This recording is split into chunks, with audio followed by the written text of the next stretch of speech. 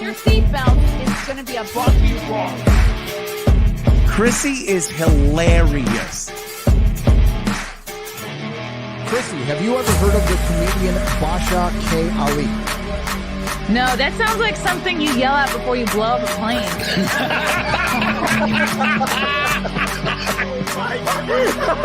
Basha K. Ali! 30 seconds remaining. But you know what, good thing to say, I dabbled in stand-up or something. I haven't been disrespectful to you at all. I was very confused by the title, Everything Everywhere All at Once, because that's also what we call it when Ash takes off his shirt.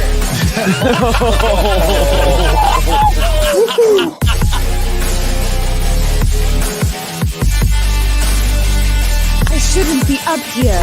I should be in school on the other side of the ocean.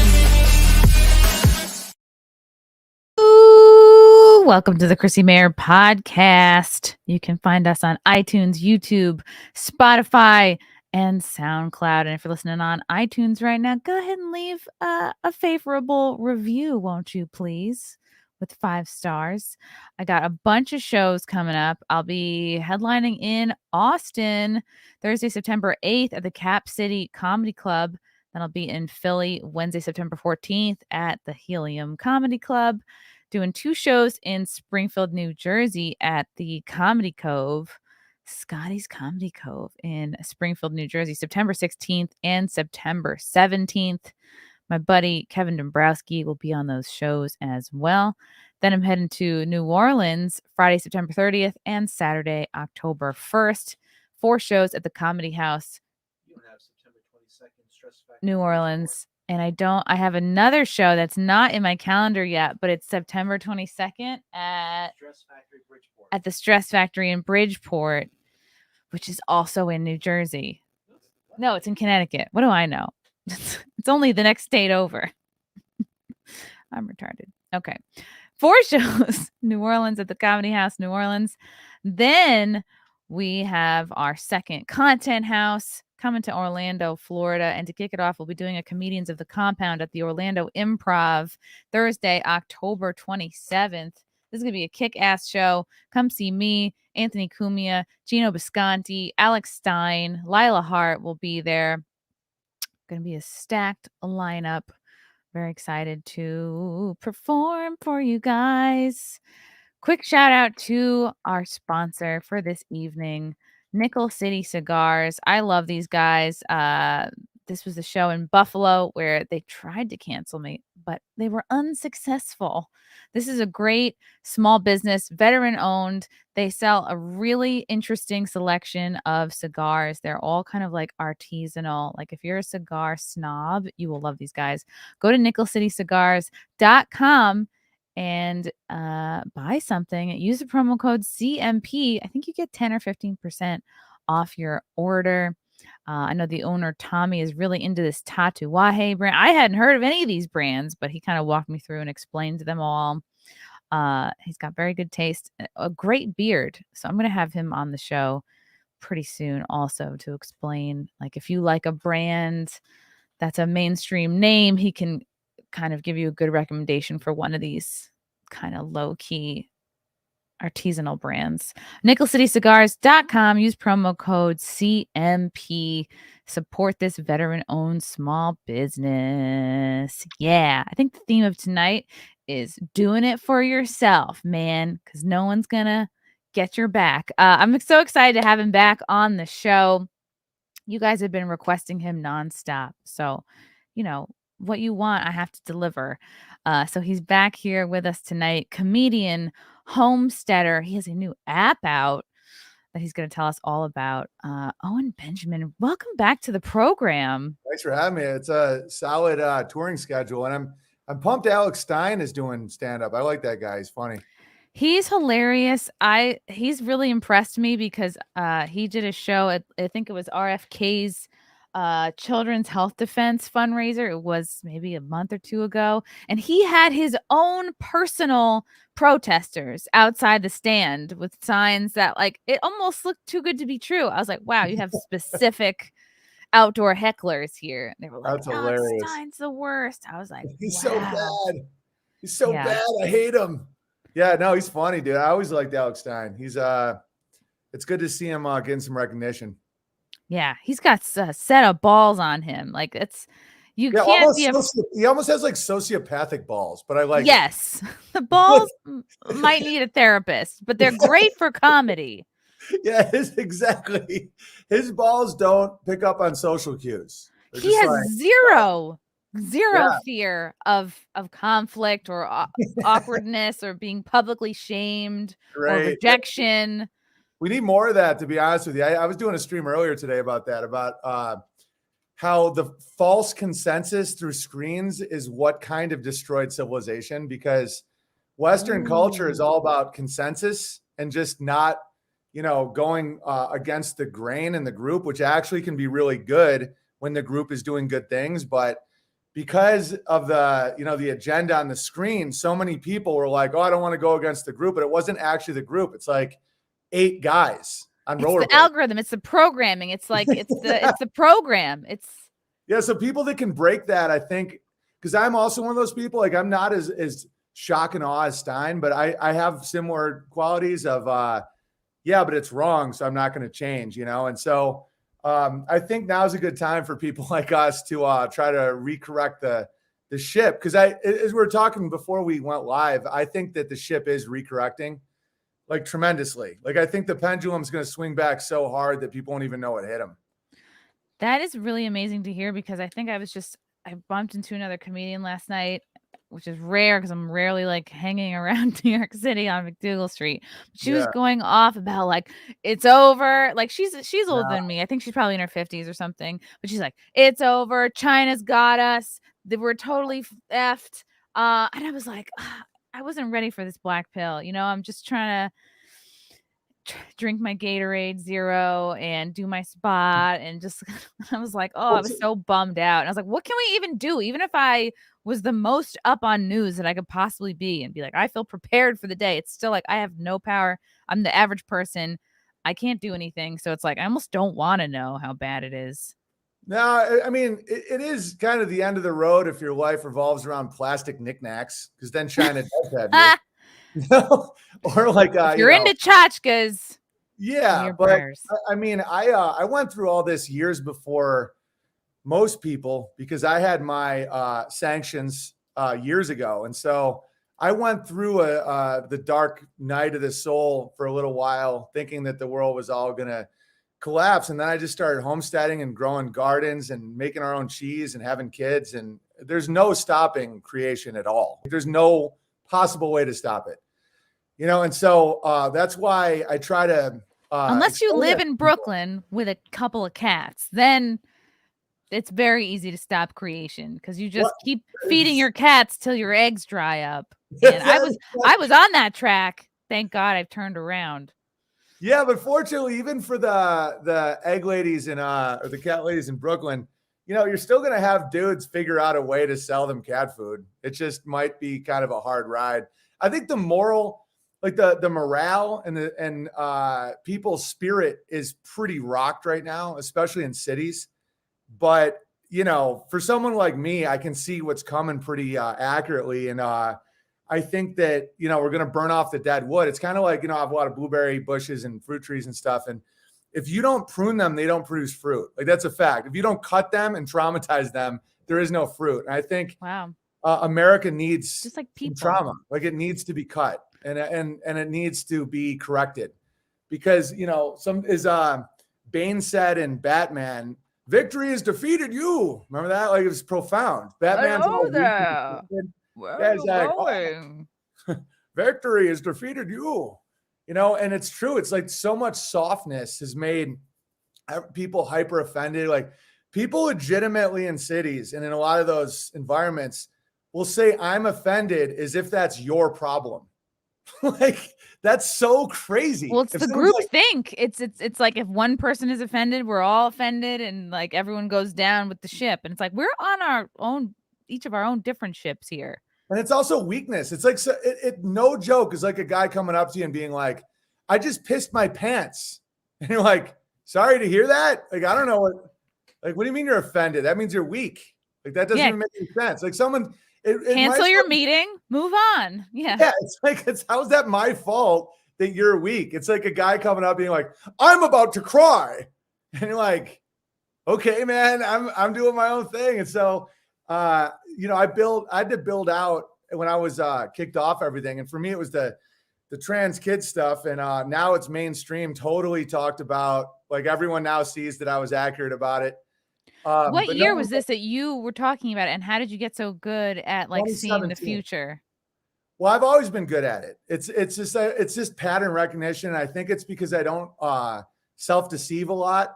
I have, I've been like, yeah, every man needs to drink 8 beers before going to bed. It's what we do. Like, I can self-deceive, but in general, I think I do a lot less than most people.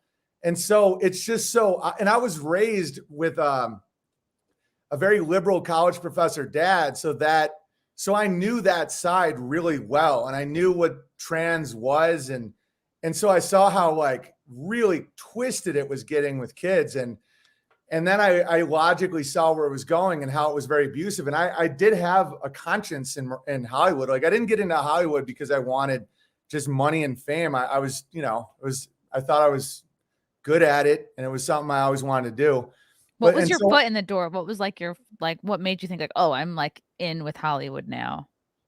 In with Hollywood. I don't think I was ever fully in with them, but I think, because, growing up, I played classical piano and I was in operas with my dad and stuff. And I was always really good at public speech. And then I was on the show Punk'd when I was 24, and I used to do stand up and open mics, and Adam Sandler saw me, and I was really close with Nick Swartzen. I still am friends with him. Good dude. But so then he started putting me in some movies, and then I got to be the lead of a movie and Comedy Central specials and all that. And then I was on a sitcom for a while. And so I was a very active working comedian, but I was never fully in the club. Like, my identity wasn't based in that world. And I think that's one reason why I could hit the brakes when things got so nuts. And I think the people that couldn't hit the brakes are now in complete fear spirals, because they're like, foods went up 300%. Their gas is unpayable. Hollywood is resembling just madness, like total chaos. Like, if you don't have, I don't want to get into the agendas because I know you're on YouTube. So we'll use code words. I might have to talk like a mobster, where it's like they start doing the thing to the thing. And, the thing. And I still know some of these people, and they're not having a good time. And the crime in LA is so bad now. I mean, I have friends that live in Beverly Hills, and they say people are now following people home and robbing them. And yeah, I got groped last night. It was kind of exciting, to be honest. You got groped? Yeah, I've never been groped. I was just like, wow, I guess the workouts are paying off. And because I was hanging out outside the subway. I was about to like go down into the stairs. It was like near Herald Square. It was like 34th Street. So it wasn't like an unsafe area. And I just was like, it's not like there was a crowd of people around me, but I felt a grab on my ass. I turned around, and a guy was like walking past me, like quick speed going into the subway. And I was like, all I saw is that he was like kind of dressed in black, and he had a purple balloon, seems like taped to the front of his body. And I was like, all right, that seems odd. I might not want to ask this guy what his deal is, or like be like, what the hell? Yeah, you guys know that that's totally crazy though, right? It is. But then I was like, ooh, I still got it. It was, I felt conflicted. The subway grope isn't really about fitness. It's more about darkness. Ooh. Don't get me wrong. You still got it. I'm not saying you don't. But when somebody is doing a subway grope with a purple balloon taped to their front, you're dealing with a demonic infestation at that point. I mean, this is, looking at what cities are doing now, it's absolutely insane. Like, they're just like to me, it looks like kind of like Hills Have Eyes-y with, it better was clothes. Strange. It didn't feel like this person was trying to hit on me or talk to me. It was just a grab and go. Want to violate you. Yeah. I was like, what? Oh, okay. I felt like more unsettled. Well, you have a good outlook on it, which is good. Like, you have a good attitude. My attitude would be a lot darker if I got groped by a balloon man. I probably would have moved to the country, and so I did. I was just grateful I didn't have to get out my tiny pink mace that I've never used and try not to spray myself with it. So. I got maced once in Montana with bear mace. I was hammered, and I was hanging out with all the cowboys and everything. And I was just like, I'm huge, for those that don't know me, I'm like 6'8".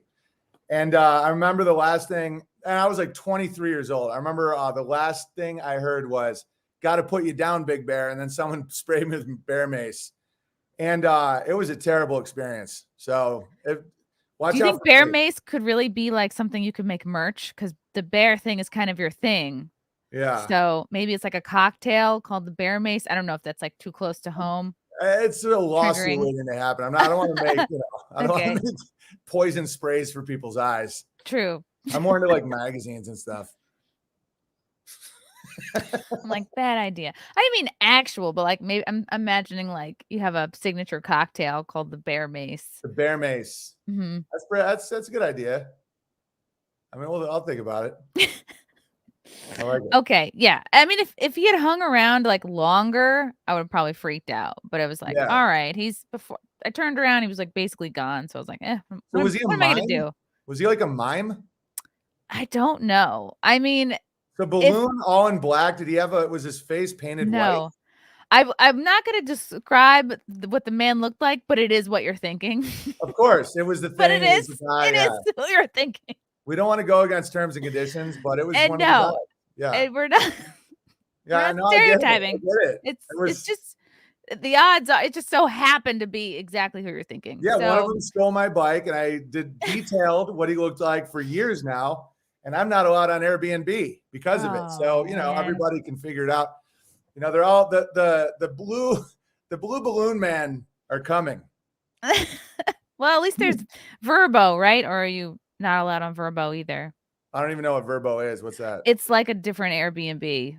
Well, I could go on Airbnb. I was renting out property. I was under my wife's name. And there was like a coordinated attack to try and get so I couldn't have any income. I was off PayPal, Venmo, all of it. So now I went through a post office and I started my own websites, and now I'm doing way better. It's like, It's kind of like the sanctions on Russia, how they're backfiring, where they're like, you're not allowed to watch our pornos and eat our poison. And Russia's like, okay, we have the oil, And so yeah, it was an interesting ride, but now it doesn't. I mean, all these companies are just falling apart now. I mean, because you can't build these castles on lies. Because now there's so much infighting between the T's and the L's and the B's and the G's, and now here comes the P's, and everyone is starting to absolutely hate them. Like my wife was at a the P's are like the last picked for dodgeball. Nobody wants them on their team. It's like the traitors. Yeah. Well, the P's everyone wants gone, but the B's are like, whose side are you on anyway? And the L's are now just like really upset because the L's deserve to be upset because they've been made to be kind of like invincible. Like if you're a natural L, you're kind of convinced to be a T now. It's like you can't just be a lesbian anymore. You can't just be like a boyish girl who's into other girls. They're gonna just be like, nope, you must be trans. So no, they're gonna kick them off Airbnb. Like I really was the canary in the coal mine. It's like if you're an L and you're not like down with T without T Hammer, you're not in anymore. And so that Dave Chappelle bit, I don't know if you've seen the side by side, but I did that bit 4 years before he did, word for word. Have you seen the side by side? No. It started with the L's, and then comes the G's, and then the B's. Right, I know that bit, and I know it. Well, I heard him do it. So, but that's actually your bit. Oh yeah, and Caitlyn Jenner was Woman of the Year, but hasn't been a woman for a full year. I did that in a special in 2018, and so. Which is fine. I mean, I get it. The dude's moved on from bikes. He's now doing jokes. But I'll send you the side by side. You should show it in a video because it's mind blowing. It's word for word. It's like a 5-minute bit. And so I was showing in 2017 the slippery slope of L's to the G's to the B's to the T's. And it's like it starts with, Subarus, and then it goes to like, real estate and cocaine. And it was the same bits. I'm like, Dave Chappelle's was, the B's are fucking gross. Like that was his bit. And mine was, you can't go camping with the B's because the B's will fuck anybody. And I'm like, anybody? They're like, anybody. And then the T's are what destroys society because the T's are like, nothing matters. Chop it off. We're going to burn it to the ground. And reality is like, not real. Yeah. Yeah. And then the L's are like, we should have just knitted sweaters because what happened was it's almost like the EU or any cartel. you start off with big, strong economies. Now you start, Greece wants in, and then Macedonia. And before you know it, you're adding Kazakhstan, and then they all want your money. And so this is like the morality version of a cartel. And so when you try to make a federation based on degenerate lifestyle, the L's nobody was upset about. Even the G's were. L's, okay. We need the L's. We need them to put our furniture together. We need them to help us move. But they just are like Subaru driving, and they don't talk to their dads, and no one really cares. But then by the time you get to the T's and then the kids and the P's, now it's like anger, like legitimate anger. And I'm seeing it. I mean, I my predictions have been pretty right thus far. I mean, and so I saw through the Holocaust in day one. I was doing videos about it 3 years ago. Day one, never did I fall for any of it. I know a lot of people didn't. I'm not saying I'm super special, but with the amount of pressure I have with a large audience, it was different than the average person, because so many people are like, you're going to get everyone killed if they don't take the you-know-what and then their booster you-know-what. And I'm like, no. And so, I feel pretty confident to my guns on that, on the you-know-what. It feels very good, however much time it is later, to have stuck to my guns about not getting the you-know-what. And that's how you level up in life. It feels good. It feels like I got through something. Yeah, you now have more strength. You literally have more. I mean, this could get all intense and a little new agey, but I think you actually have more spirit when you resist people. Yeah, I think awesome. You have. Yeah, I think that's real. Chispa is what the Spanish call it. The G-spots? Chispa. Oh, chi. I think chi is what the Chinese call it. I think the J's call it chutzpah. Okay. There's a lot of spas and cheese. Right. Yeah. Anyway, it feels good to resist, because it's like that with the male-female dynamic. The woman a lot of times doesn't see the big picture, and the man will cuck to the woman, and then later the woman will blame the man because it is the man's fault. I tell this to guys all the time. Women are awesome at their environment, and a lot of the things that make them look and sound crazy are actually perfect for raising kids and doing what they need to be done. That paranoia is great. Hyper awareness, hyper empathy, being able to anticipate needs, being able to read your mind a little bit. Yeah. Yeah. And then that whole we have 4 kids under 7. And so when you're dealing with that energy, you want the female energy to be why do you got a knife? Someone's got a gun? It's just if you don't look at a toddler. Yeah. And so the man's job is to look in the far distance. The woman, I can totally understand why women can be so good on you for seeing this, because a lot didn't. Where it's I want to be past that fence. That fence is oppressive. And the man's there's a wolf over there. And they're like, are you trying to oppress me? But then if they get bitten by the wolf, it's the man's fault. You didn't protect him from the wolf. Yeah. Yeah, but it is the man's fault. That's why I'm not MGTOW or anything, because we all have roles. I can't take care of little kids or make a house a home or do what my wife does, keep everything beautiful and happy.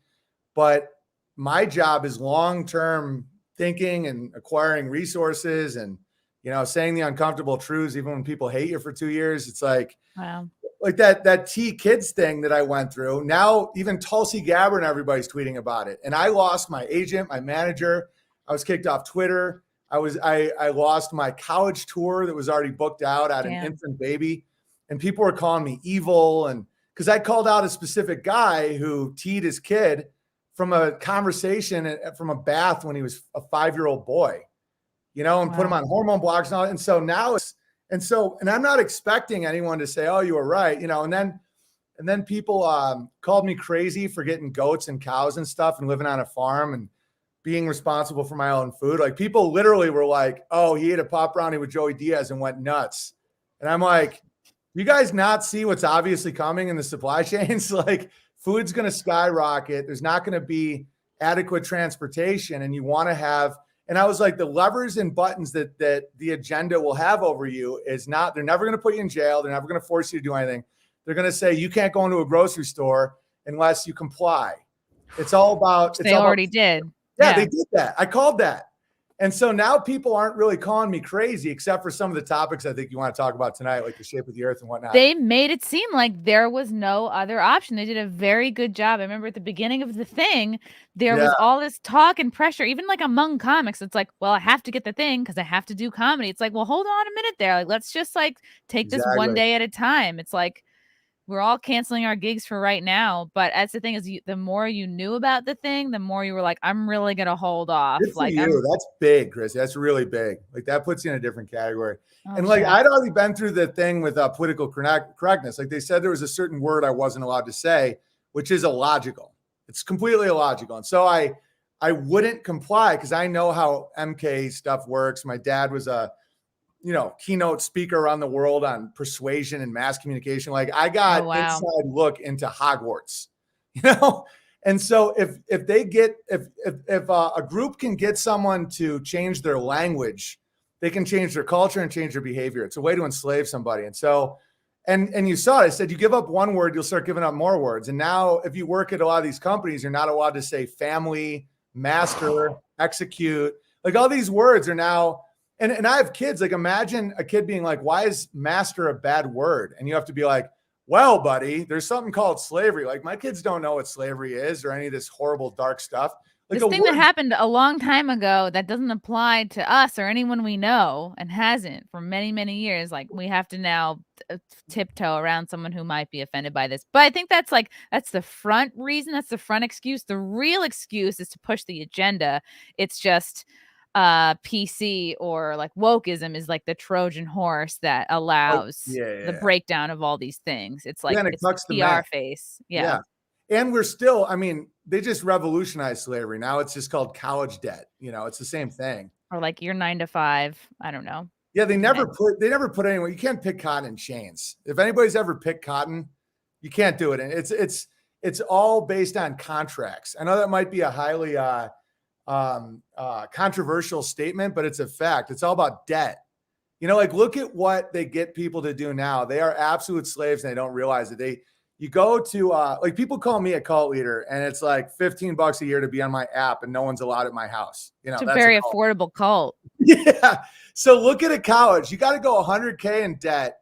You go without your family when you're 18 to live basically in like a warehouse with bunk beds where you're your most spongy years. And so then you're taught to hate yourself. You're taught a bunch of lies. And now you have to pay off this debt in a cubicle the rest of your life.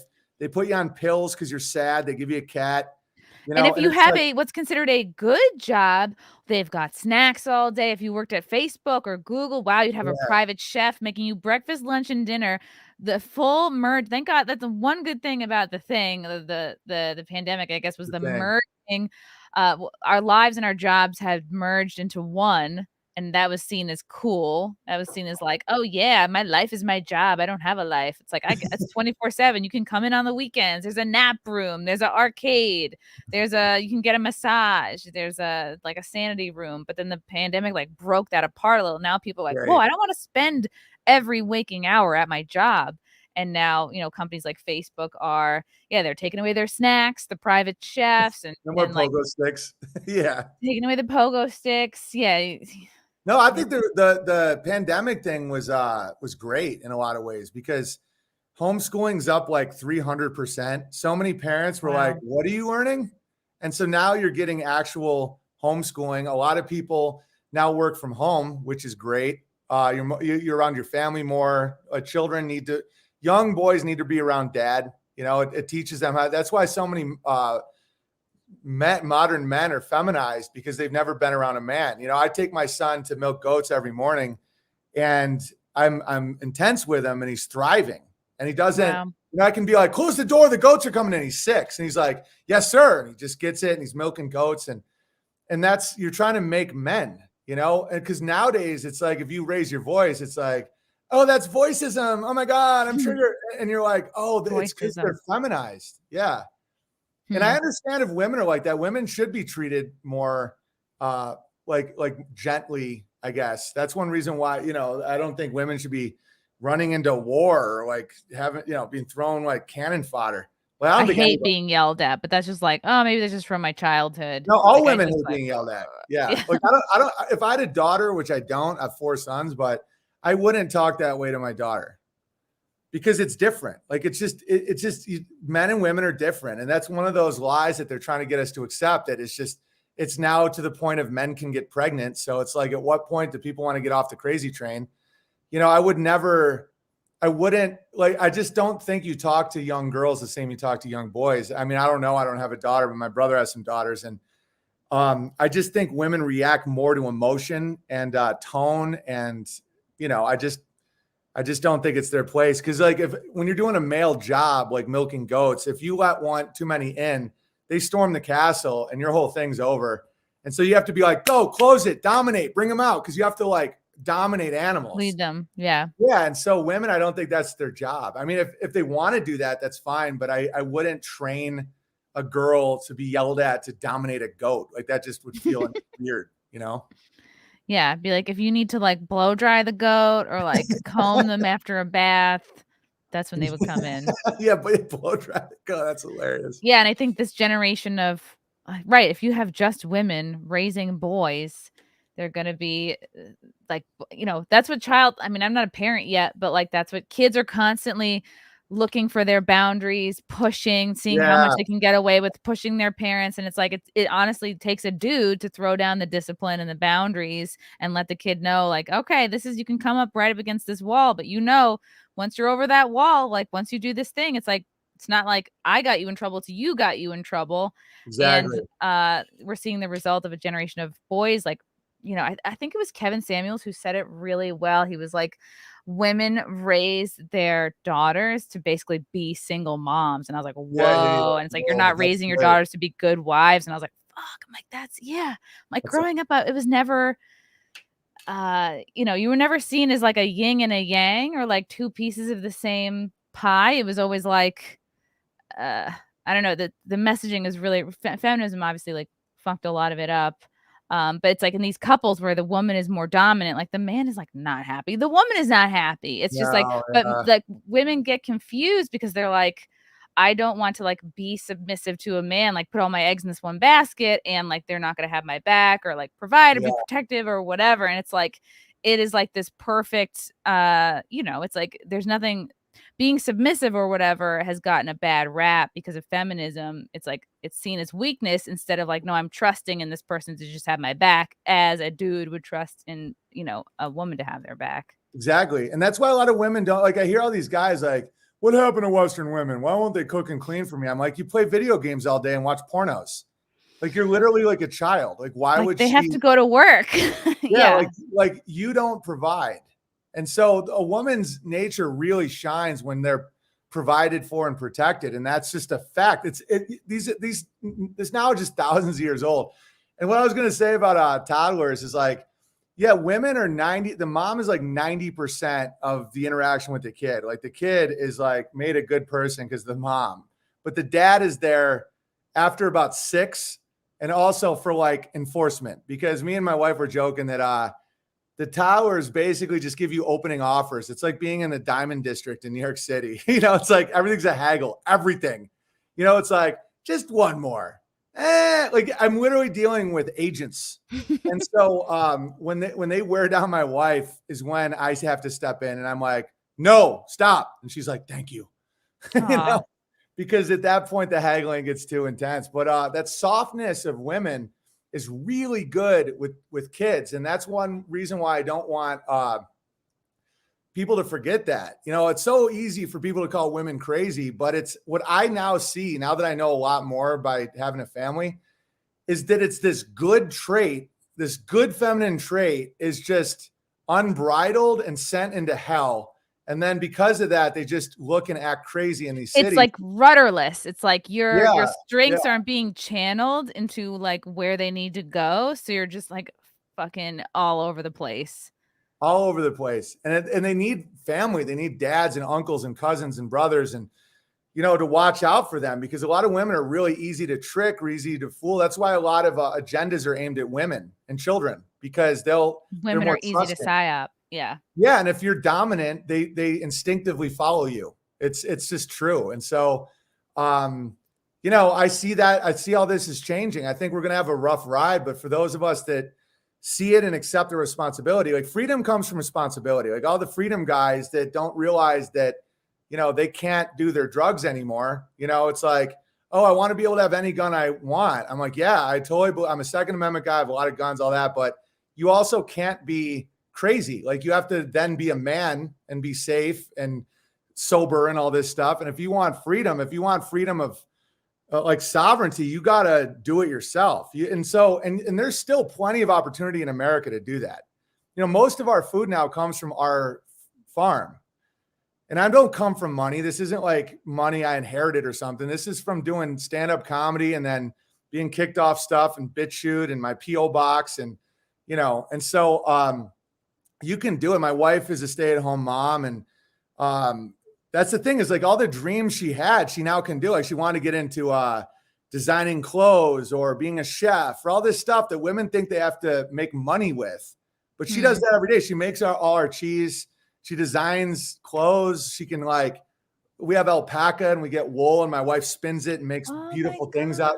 Yeah. So cute. One of the biggest lies is, so women all want to do these various things, but they think, okay, how do I make money doing it? And it's not. You're supposed to do it for your husband and kids and community.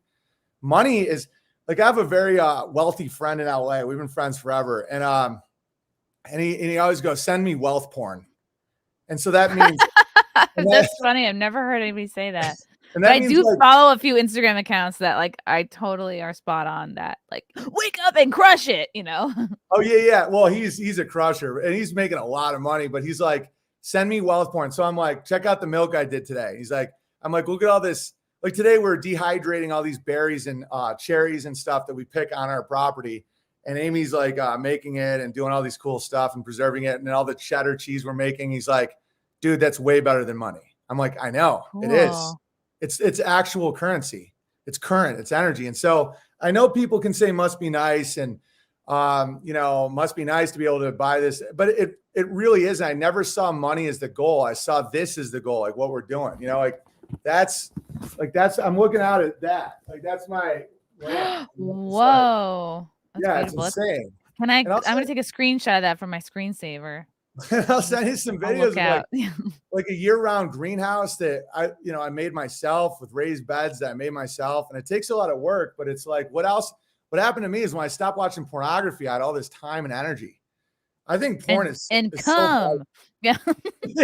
Yeah. It's like, I used to call it jizz strength because it's like, I think Western men, a lot of times they don't realize how much energy they give up to the screens. And so I stopped watching porn. I'm out there like in the rain building fences and shit. I'm like, oh, where's this energy coming from? It's pretty funny. Yeah.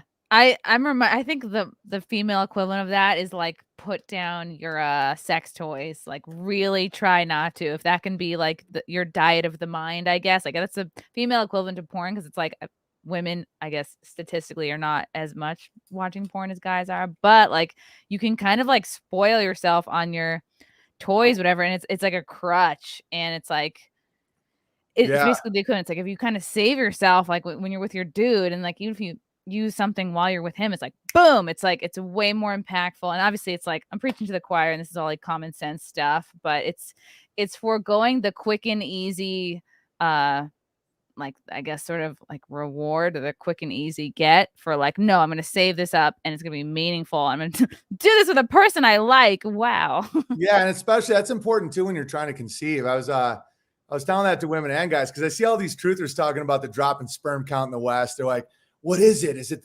plastics? Is it chemtrails? I'm like, is it microplastics or micro penises? Yeah, I'm like, dude, you're literally just throwing away your jizz. Like your sperm count is done.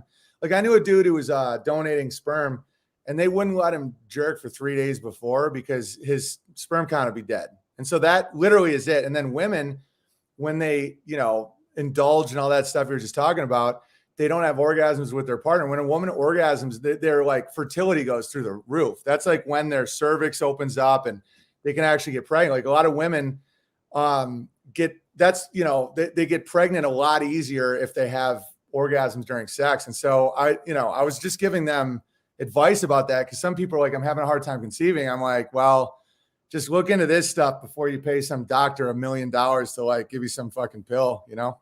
Try to come. Just come, dude. Just come.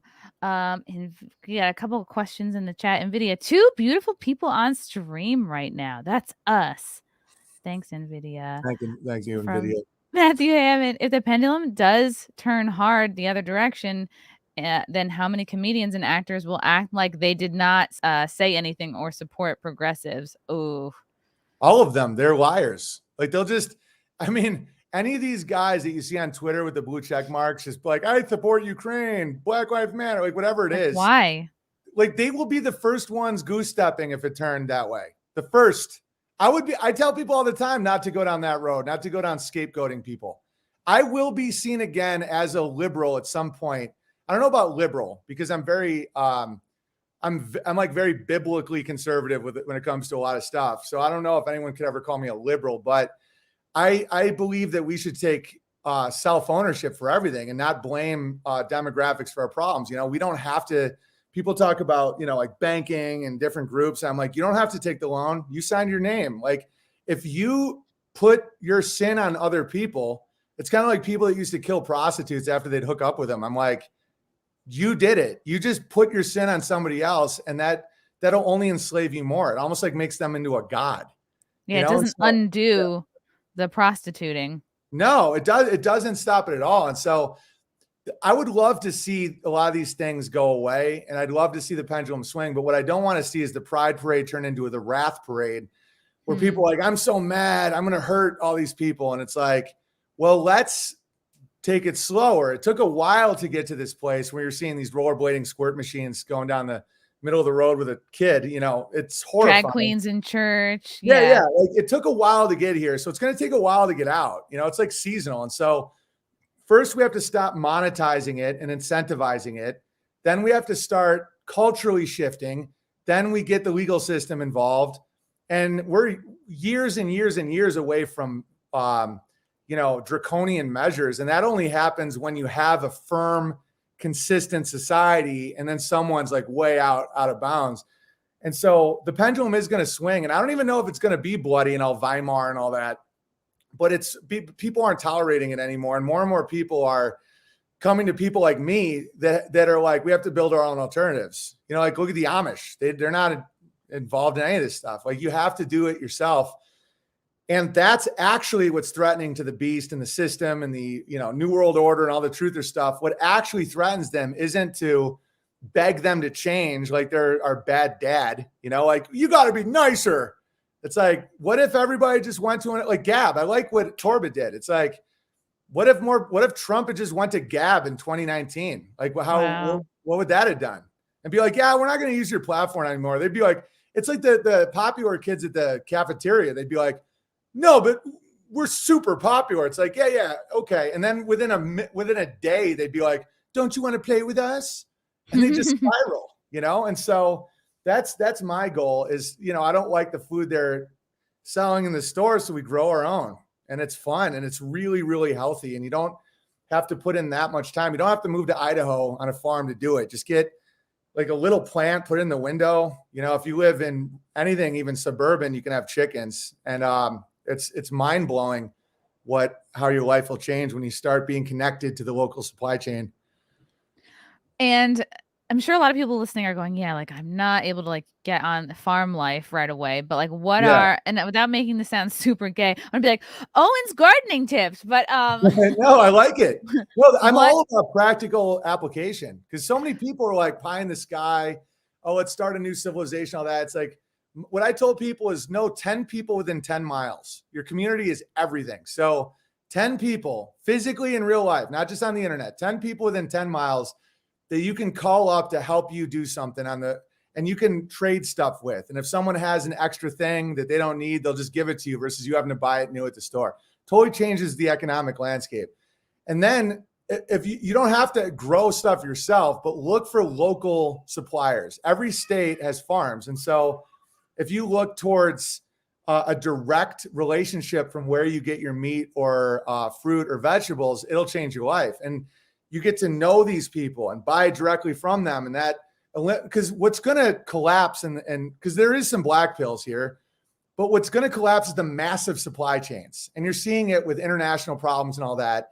Like, wheat from Ukraine, processed in Indonesia, packaged in Brazil, sold in Brooklyn. That's over. And like, I didn't want the Triscuits that bad anyway. It's like, right. Mm-hmm. And so there's always going to be food in the stores. I don't think it's going to be famine, but it's going to be low nutrition and very expensive. So, New York City, there's tons of shit around there. There's like Westchester has farms, Rockland, Catskill area. Pennsylvania is all Amish. It's like, if you want to, you can go get some good food directly from the source, and it's incredible. And then start looking around for other stuff. You start thinking of your family as your labor. Like, not everything isn't about migrants. It's not like, oh, I got to hire Mexicans. It's like, well, can I do it myself? Can I dig a ditch? Can I mow my lawn? Be your own Mexican. I made 4 Mexicans with my wing.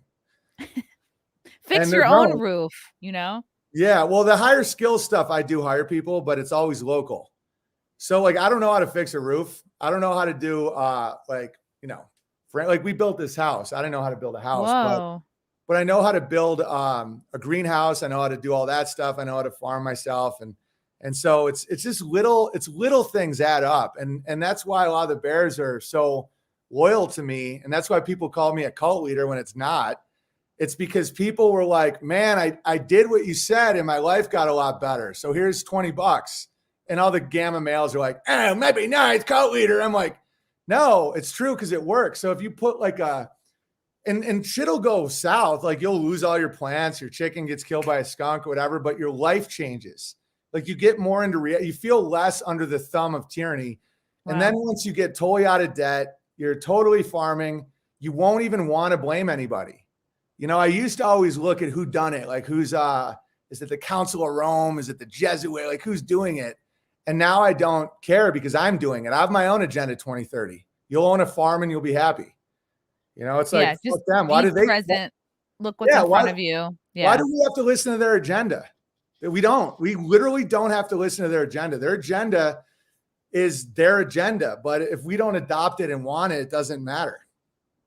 Right, because they want you to think like, oh, it's coming. I know I'm in a bad place when I feel like the walls are closing in. I can't. There's nothing I can do. It's like they want you feeling hopeless and helpless and distracted instead of thinking like, yeah, how can I be more self-sufficient? Yeah, I can grow my own blueberries. This is cool. Yeah, desperation is how you soften someone up before negotiation. It's like the U2 song is MK Ultra. It's like, I want to run, I want to hide, I want to tear down the walls from the inside, reach out to the flames. So your 4 responses are fight, flight, freeze, and fawn. So when you're stressed out, you either fight, you run, you freeze, or you fall in love with your captor and do whatever they say. Wow. And so they soften you up with fear and like, it's coming no matter what, whether it's truthers telling you it's coming or CNN's telling you it's coming, it doesn't matter. And so then you feel like a captive where you're looking, because I've killed a lot of animals and I've killed a lot of predators and all that. And I know that look where they look at you like, what are you going to do to me? Chickens. It's where chicken comes from, Chrissy. All right. Have you killed any Impossible Burger animals? I want to know what those look like. No, yeah, Impossible Burger. What is that? Is that human flesh yet? Or Impossible. No? I read somewhere that it's made of basically like everything that's in dog food except for meat. It's like fillers. It's like the fillers that are in dog that's food. Virtuous. Everybody's like, I am virtuous for eating soy. Dude, it's crazy. They have it at Starbucks now in a breakfast sandwich. It's so funny. It's classic. Think about how brilliant this witchcraft is, where it's like when you have these shootings, in air quotes, where people then feel like they're the good guys for disarming themselves, or like we're the good guys for getting rid of the police department in inner city Chicago.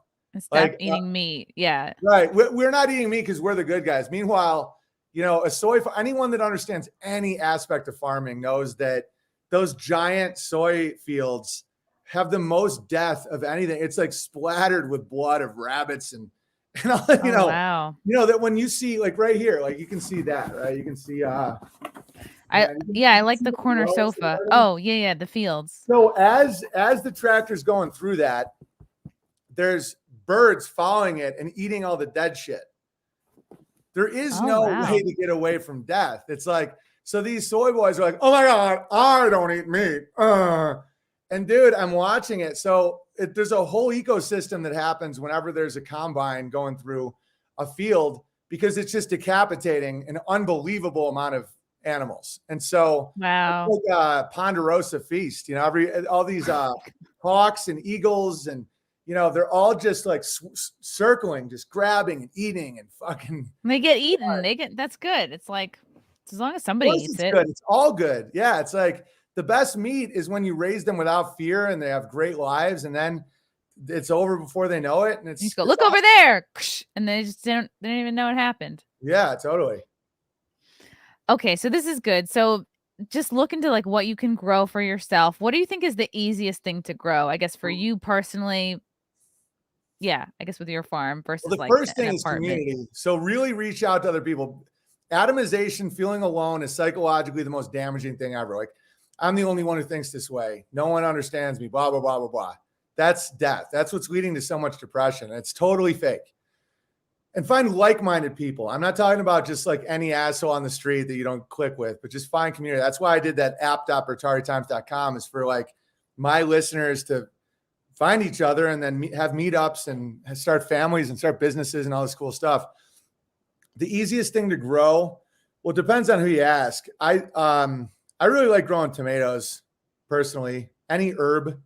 Some of them bolt, which means they just like, and it gets too hot. It doesn't really, let me think. What's the easiest thing? A fruit tree requires no maintenance at all. Wow. So if you just plant a fruit tree and you put like mulch around it, you're fine. Like then you just wait for the fruit. It takes years though, but lowest maintenance, I think it's all pretty low maintenance. Honestly, like there's some things that are challenging. My wife has a really hard time with broccoli. But yeah, just get it going. It's just fun. It's like the time's gonna pass anyway, so don't be Right, dismayed by it's gonna take years to get. Before you know it, it's right there. Yeah. Okay, cool. We had a pear tree in my backyard growing up, and it was like we never actually got any of the pears because like my dad was in a full-on feud with the neighborhood squirrels that would always like get to the pears first, and he would like trap them, and he would like drive for miles to let them loose. And I'm like, there's gonna be more squirrels like that. He's got friends. I don't know. He had to do what had to be done. He had to kill the squirrels. I don't know if he killed them. Maybe I don't know if he drowned him. I don't know. He was German and intense, so still is. Who knows what he did with the squirrels? Here's the funniest part about cities is cities have the most predators. I have like no predator problems here. Cities are like talking about grown men or no, like animals. Yeah, well, these guys with purple balloons. no, like skunks, raccoons, squirrels, all that shit. Like the cities are loaded with it because the garbage draws the predators. So I don't know. I mean, cities, it's harder actually because a lot of these predators are like starving. That's why there's so many mountain bike attacks on cougar attacks in California on mountain bikers, which is so funny because it's obviously so homophobic. Where it's like you got these gay mountain bikers cruising around with their latex, and they just have these mountain lions because they react to movement. If you're running away, they think you're prey, and so they're like, ah! And the gay guy just get like, stop, I'm gay, and the cougar's like, I don't care. Like, oh no, I have monkeypox now. It's pretty fun. I think monkeypox is probably just designed to keep the cougars away from the G's as they drive their bikes. Interesting. Yeah. It's nice to be not worried about getting an STD for once in my life. I'm like, I can breathe a sigh of relief. I'm engaged. I'm not going to get monkeypox. I'm with somebody who's not bi. Yeah, no, it was someone who's exciting. Not bi. Yeah. What a relief it is to be with a man who's not bisexual. Like oh my God. What is happening to the world? Bye. So this is good. Anybody can grow anything. The pendulum is swinging back. Don't be discouraged either. If everything dies, it's part of the fun.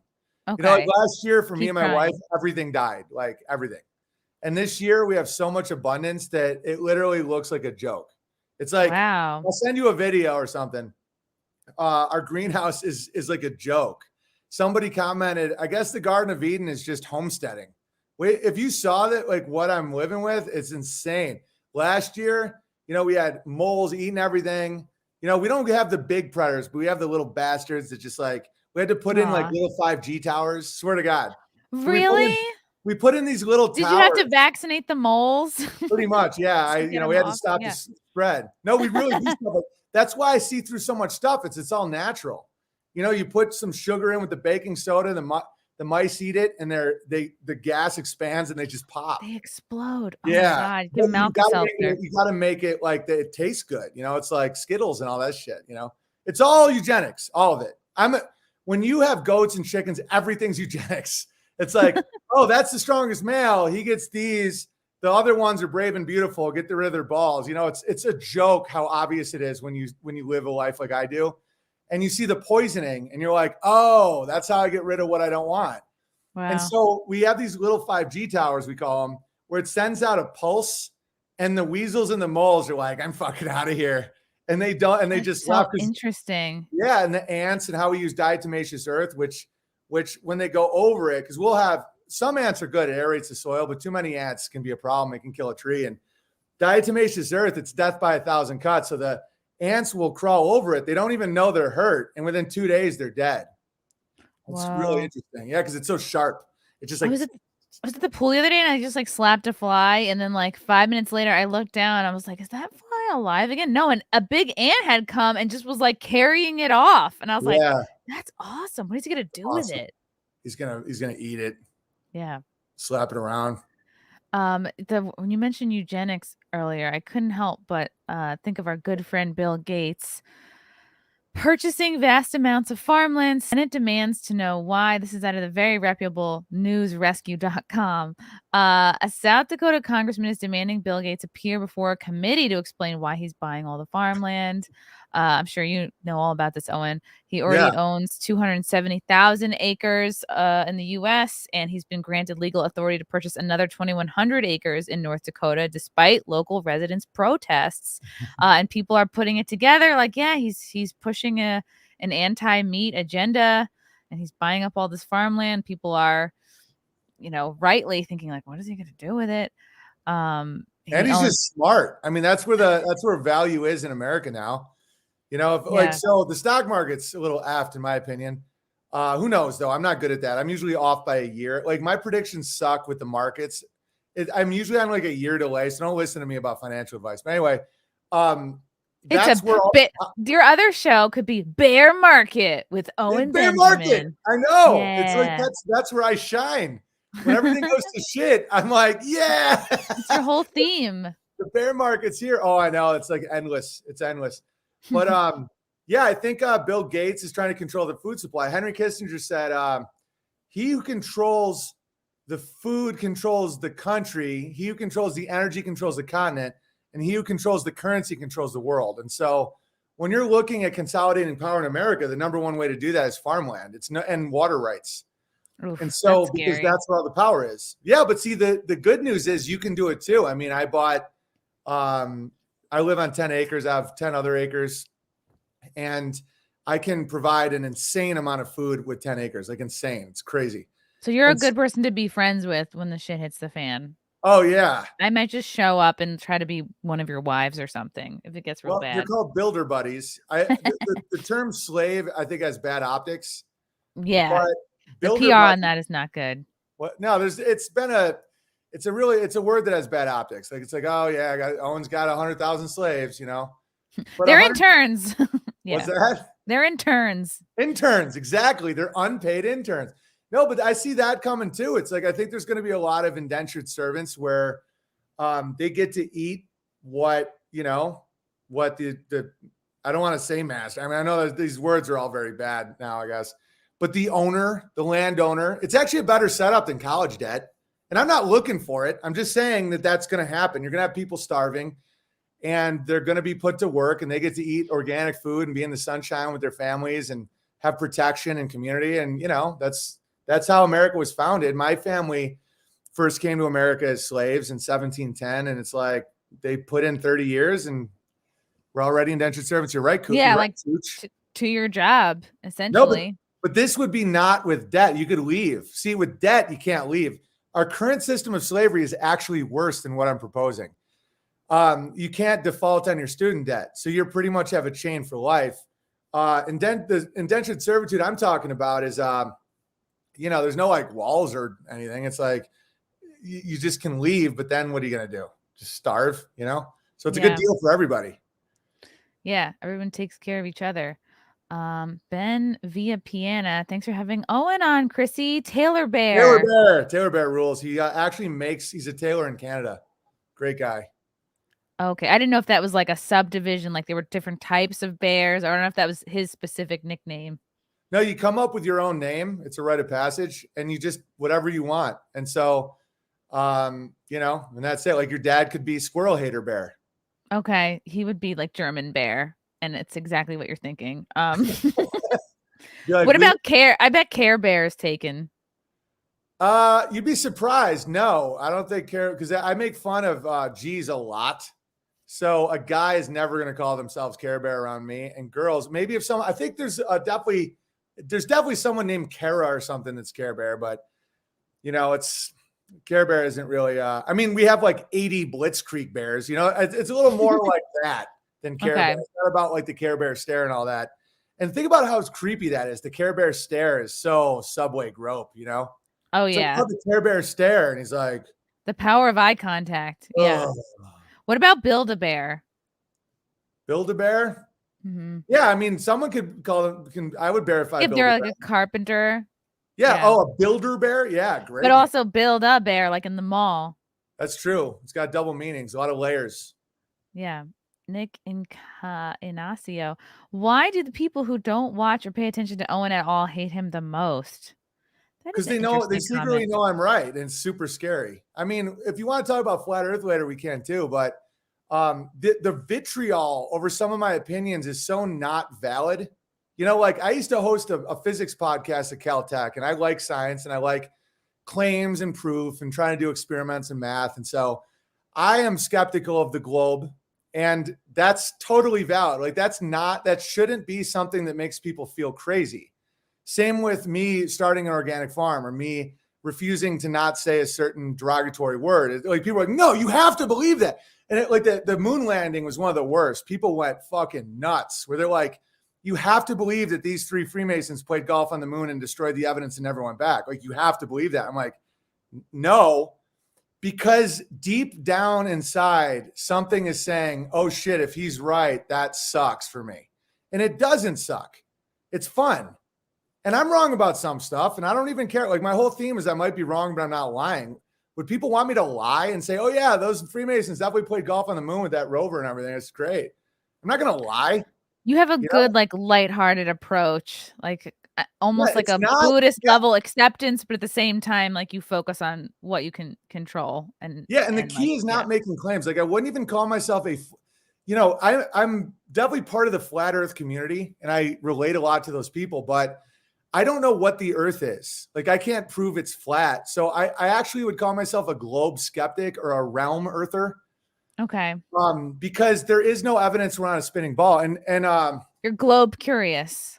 Globe curious. That's hilarious. It's because the odds we're on a spinning ball to me are 0%. It's not even close. It's like a joke at this point.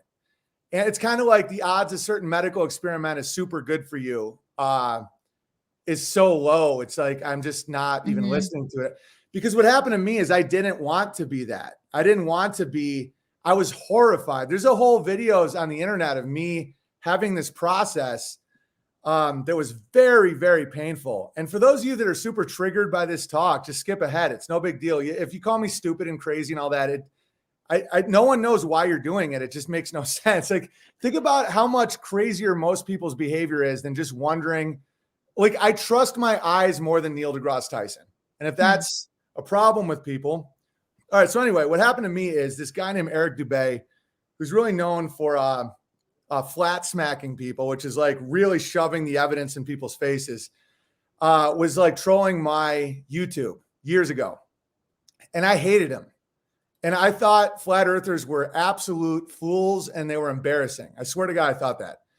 And I was really close to the science community, although I had a moment of clarity with them that I'll talk about in a second. But so I was like, all right, everybody, let's prove this idiot wrong. Cause I was going to debate him. He's like, debate me. He's like, debate. are you scared to debate me, Big Bear? And I'm like, no, I'm not scared, but I'm Big going to Bear. win. Yeah. And so I took like a month and I was asking my audience, show me all the evidence that we're not spinning ball. I'm going to crush this dude. And there's none. There's literally none. It's like a joke. It's so, and so I started getting panicky. I was like, this can't be fucking, like, guys, come on, give me evidence. And they're like, the sniper. I'm like, oh my God, I'm close with like 1,000 snipers. They don't factor in the spin. And then they're like, well, air pilots have all their equipment has to factor in the curve. I'm like, oh shit, no, they don't. I'm like, Pilot Bear here is a flat earther too. Like, they don't have, all their equipment says for a flat plane.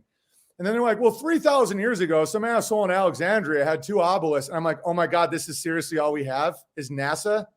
Like we have NASA, which was started by Nazis and black magicians. And it's so full of shit. It's insane. That's the only evidence we're on a spinning ball.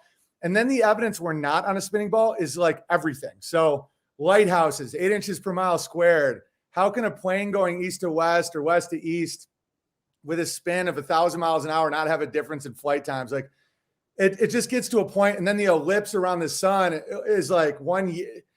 I mean, I could go on and on. It doesn't matter. I'll just talk about like my experience with it.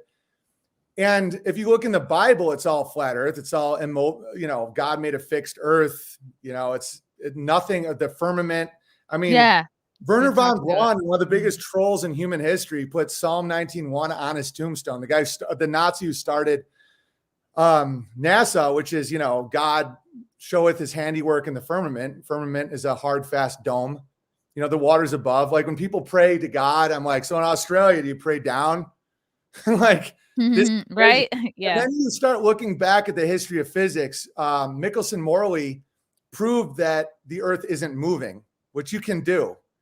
And then in comes in Einstein with the theory of relativity. It all has to do with where you're standing, blah, blah, blah. But it doesn't.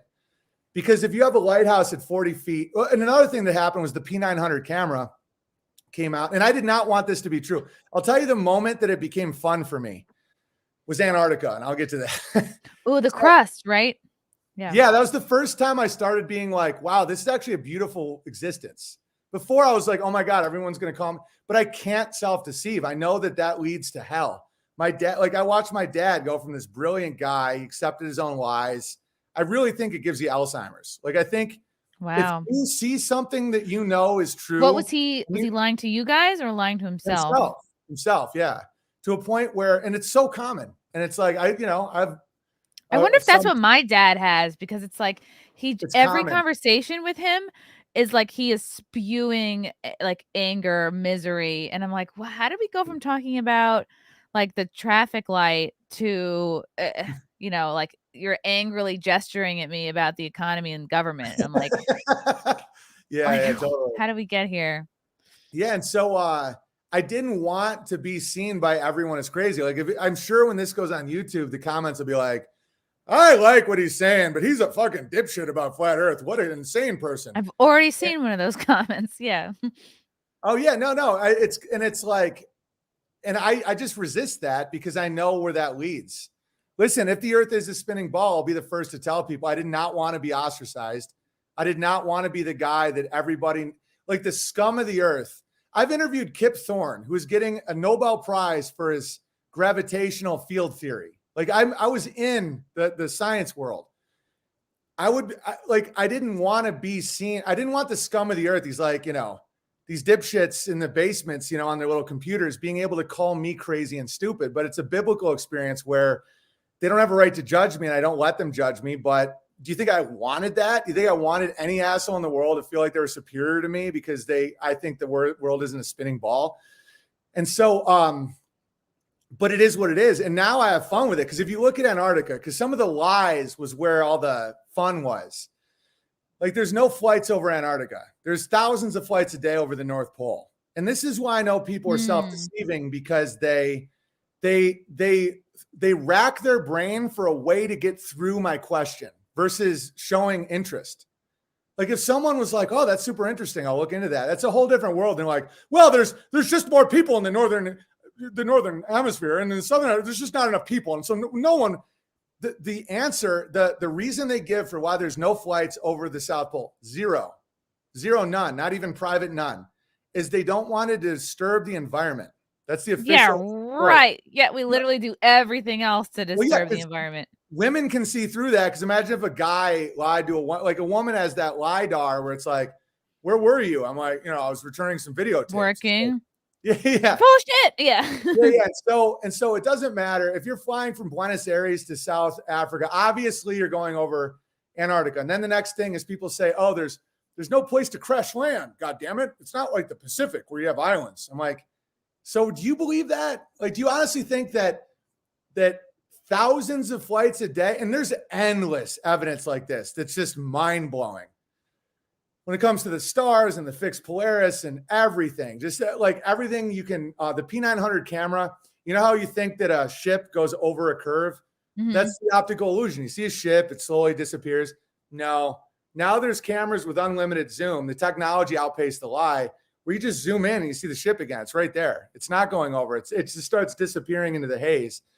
And you can track it for 150 miles.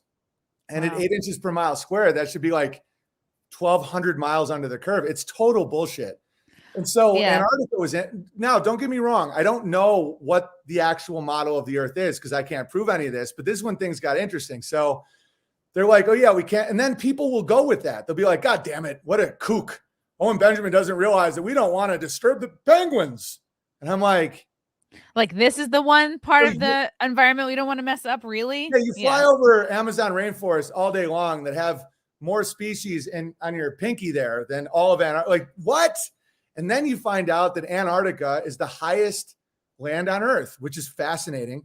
So you go around Antarctica. If you went around Antarctica, what you would see is something called an ice wall, where there is no beach. Oh, well, how dare you? It's just, goddamn what? No, it's interesting. I understand that people are going to freak out. They do all the time on me for this. I don't care. I bet in 10 years, it'll be obvious. Like, because I think this NASA lie is falling apart, because NASA has no authority. The moon landing is so fucking stupid that people are like, the religion of science is so stupid that when you do the scientific method and you actually try and test things in your life, talk to experts about viscosity of the movement of Earth, like, the flat earthers are some of the best scientists I know. Like, the experiments that they're willing to do is creative and amazing. And again, if someone isn't into this, I'll still be your friend. Maybe that's one reason why people freak out, is you think I'll think you're stupid. I won't. I don't care. Like, you could think some of the smartest people I know think the world's a spinning ball. I'm not. I'll still love you. Like, I don't care. I don't understand getting so angry with somebody one way or the other. It's like, we know our media lies to us. We know our government lied to us. Oh, but they would definitely not lie about the Earth. Like, well, what's to say that they couldn't lie? Well, they definitely lied. And how does it, and even if it is, like, it doesn't matter what shape it is, like, how does that actually affect your life? Like, today, nothing changes. It's just like, you just have to open up your mind a little bit. Like, all right, I still have to go to work tomorrow. I still have to feed my kids. Like, but see, something does change. It's that they actually have to admit they're special. I'll get to the psychology about it in a second. So Antarctica has the circumference of Antarctica just happens to be the same distance that it would be if it was the ice wall around the whole Earth. And it's the highest land in the world, as if it's a bowl, like it's a dish. And so I don't know what it is. All I know is private people have sent up a weather balloon 100,000 feet, and it's flat as a fucking pancake. And so when people go, oh, how dare you? You go up and you see the curve. You don't. You never see the curve. You'll see fisheye lens. NASA will do all kinds of shit, Red Bull, all this stuff, but there's no curve up there. A lighthouse 40 feet high can signal to a ship 90 miles out. That's not possible on a curve. You just do the math. It's right there. And then they go, whoa, the light bends. Do you have any proof of that? Or are you just saying that because you don't want to believe that you're special? Because the whole thing. There are mirrors set up in the ocean to like catch the bending light. It's so dark how people were like, no, I'm nothing. Because what they're trying to say is I'm nothing. I don't matter. What I've done is I'm going to die and I'm going to become dirt. Well, if you're not special, then there's no stakes in your life, and the mistakes are meaningless. And the wasting of time is less valuable. The connection to the eternal is way bigger when you realize you're not spinning in an infinite void.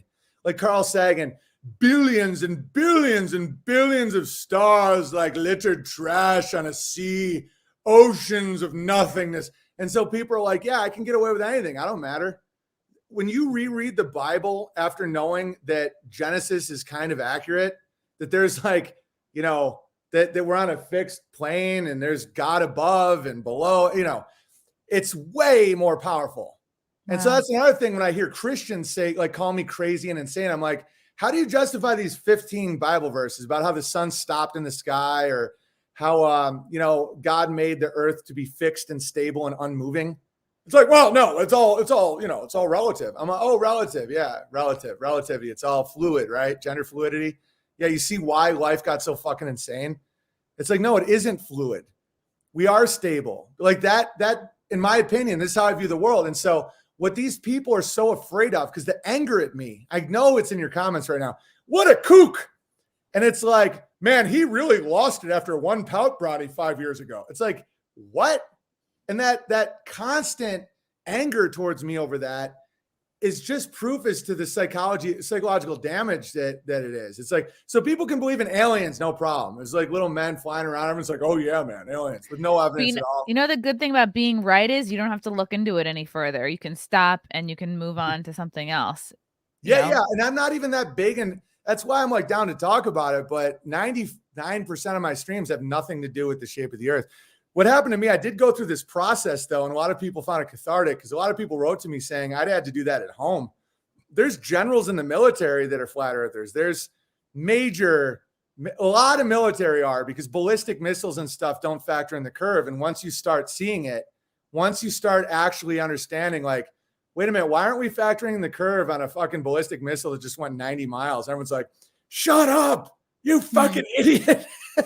So anyway, so a lot of them come to me, and and I think that's one reason why people can be mad at the globe people, is because they feel abused, but they're not really, they're just scared. A lot of them are just like very scared to say, oh my God, what if we did matter? What if the Bible's real? What if the sun and the moon, and what if, because right now science is saying that the moon is 240,000 miles away, but somehow also in our atmosphere. You know, their lies are getting nuts. Neil deGrasse Tyson has tried to lie his way out of 8 inches per mile square, because flat earthers are actually gaining a lot of ground. He said the earth is actually a pear to like deal with the wild inconsistencies. Yeah, it's crazy. Yeah, so a lot of the globe people, if you look at what science is doing right now, it's laughably stupid. So the moon and the sun line up perfectly, like two machine cut quarters, but yet one's 93 million miles away, one's 240,000 miles away. And yet, because one's 400 times closer than the other, it's a perfect match. It's like, dude, so I'm crazy for questioning that, you know? And then, so what happened to me with science, where my love affair with science ended, was I was interviewing Kip Thorne, who did all the physics behind Interstellar, and he was getting a Nobel Prize for gravity. And we talked about dark matter. And the seeds were planted then for me to start being like, oh, these guys are fucking total liars.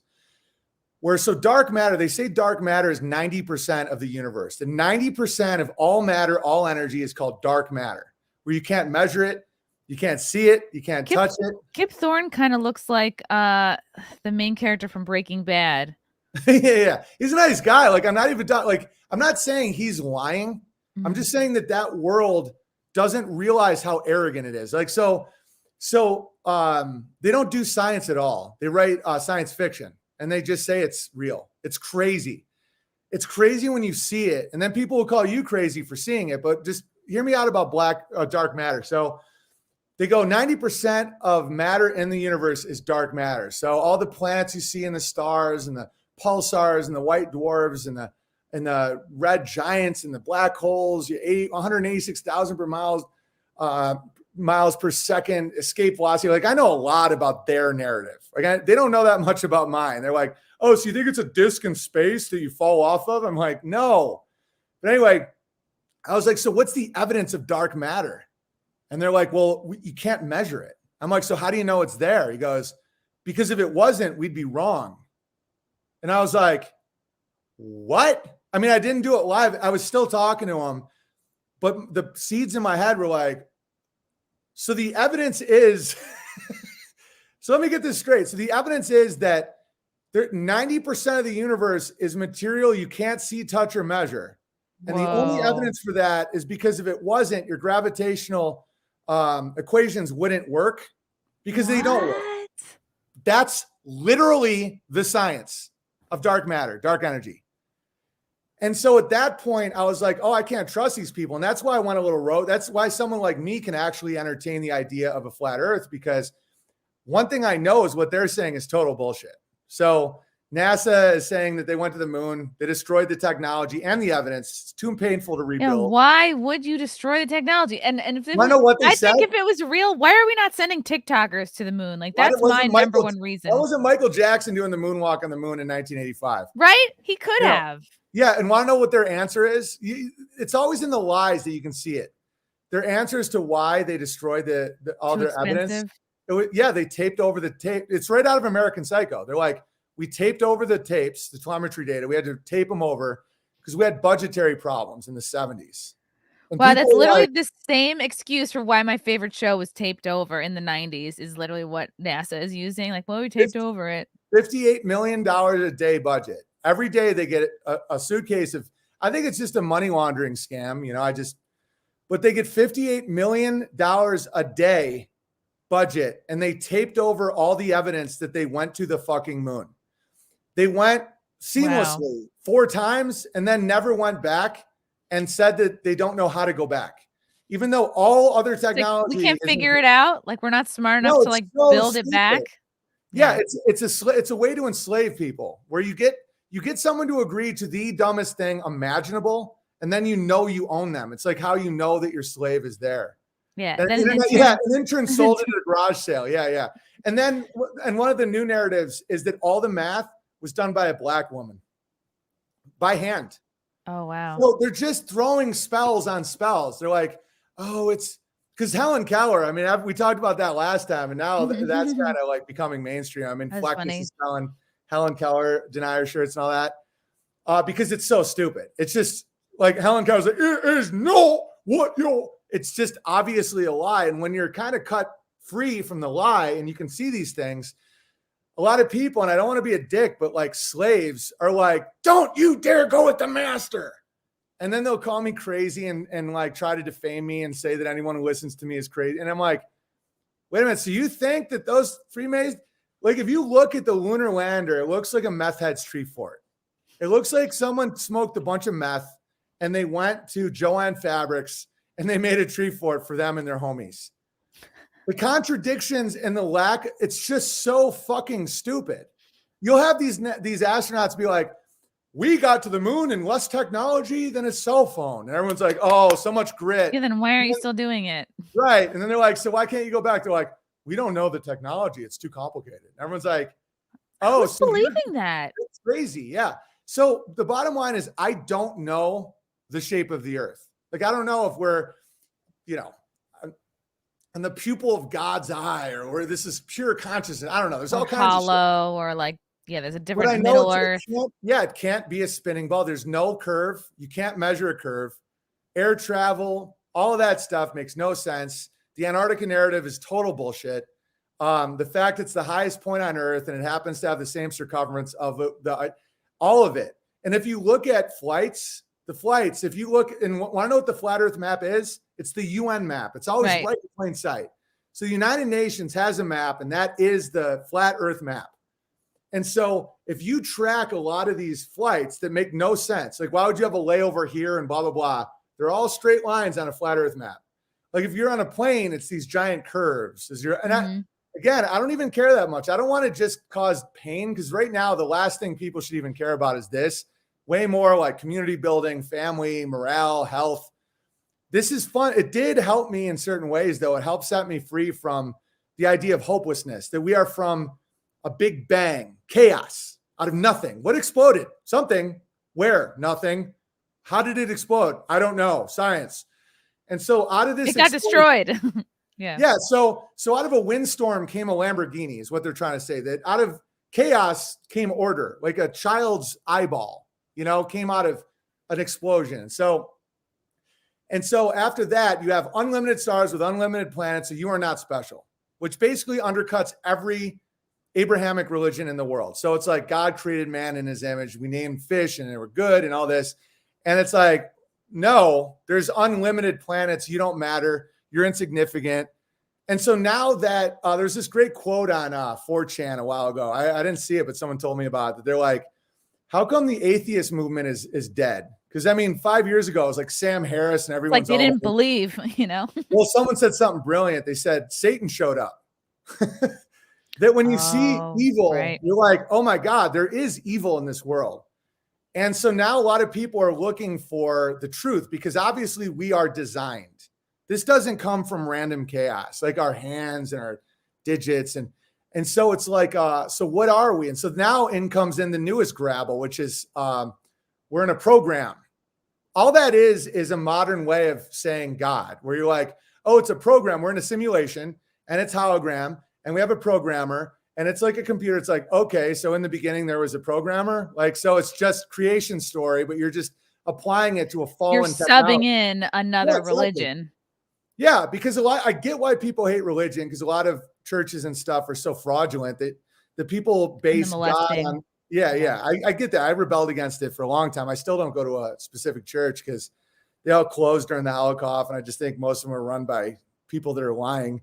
Like they have no backbone. They're like, you can't even like quote the Bible without them calling you a sexist. And so, right.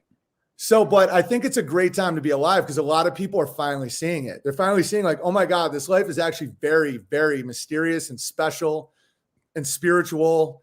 And what you do matters and morality matters. And there's unlimited life and God always provides. And all those like corny ass things that I always thought were ways for some asshole to get money from people were true. Even the asshole trying to get the money was didn't realize how true they were. They were probably in the comment section right now being like, flat earth, send him to a mental institution. It's like, okay.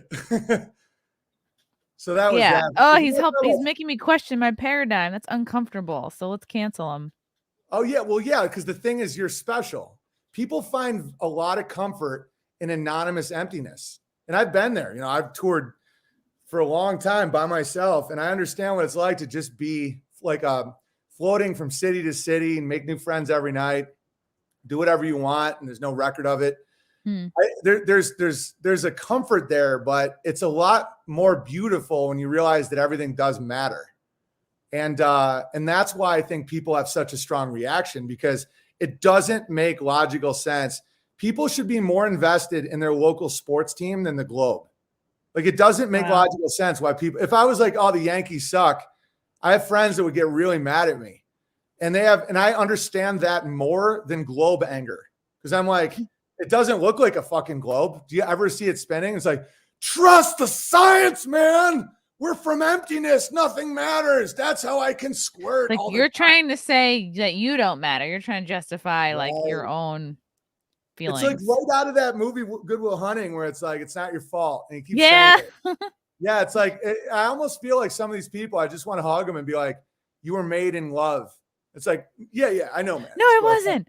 I was an accident. You were made in love. Like, you matter. It's like, come on, man, not you too, bro. It's like, you matter. You're not in infinite darkness. It's like, don't you lie to me, man. And you just keep hugging them harder and harder until they start crying. Yeah, and then I whisper, and panda bears are fake. Right. Wait, you think pandas are made in a lab?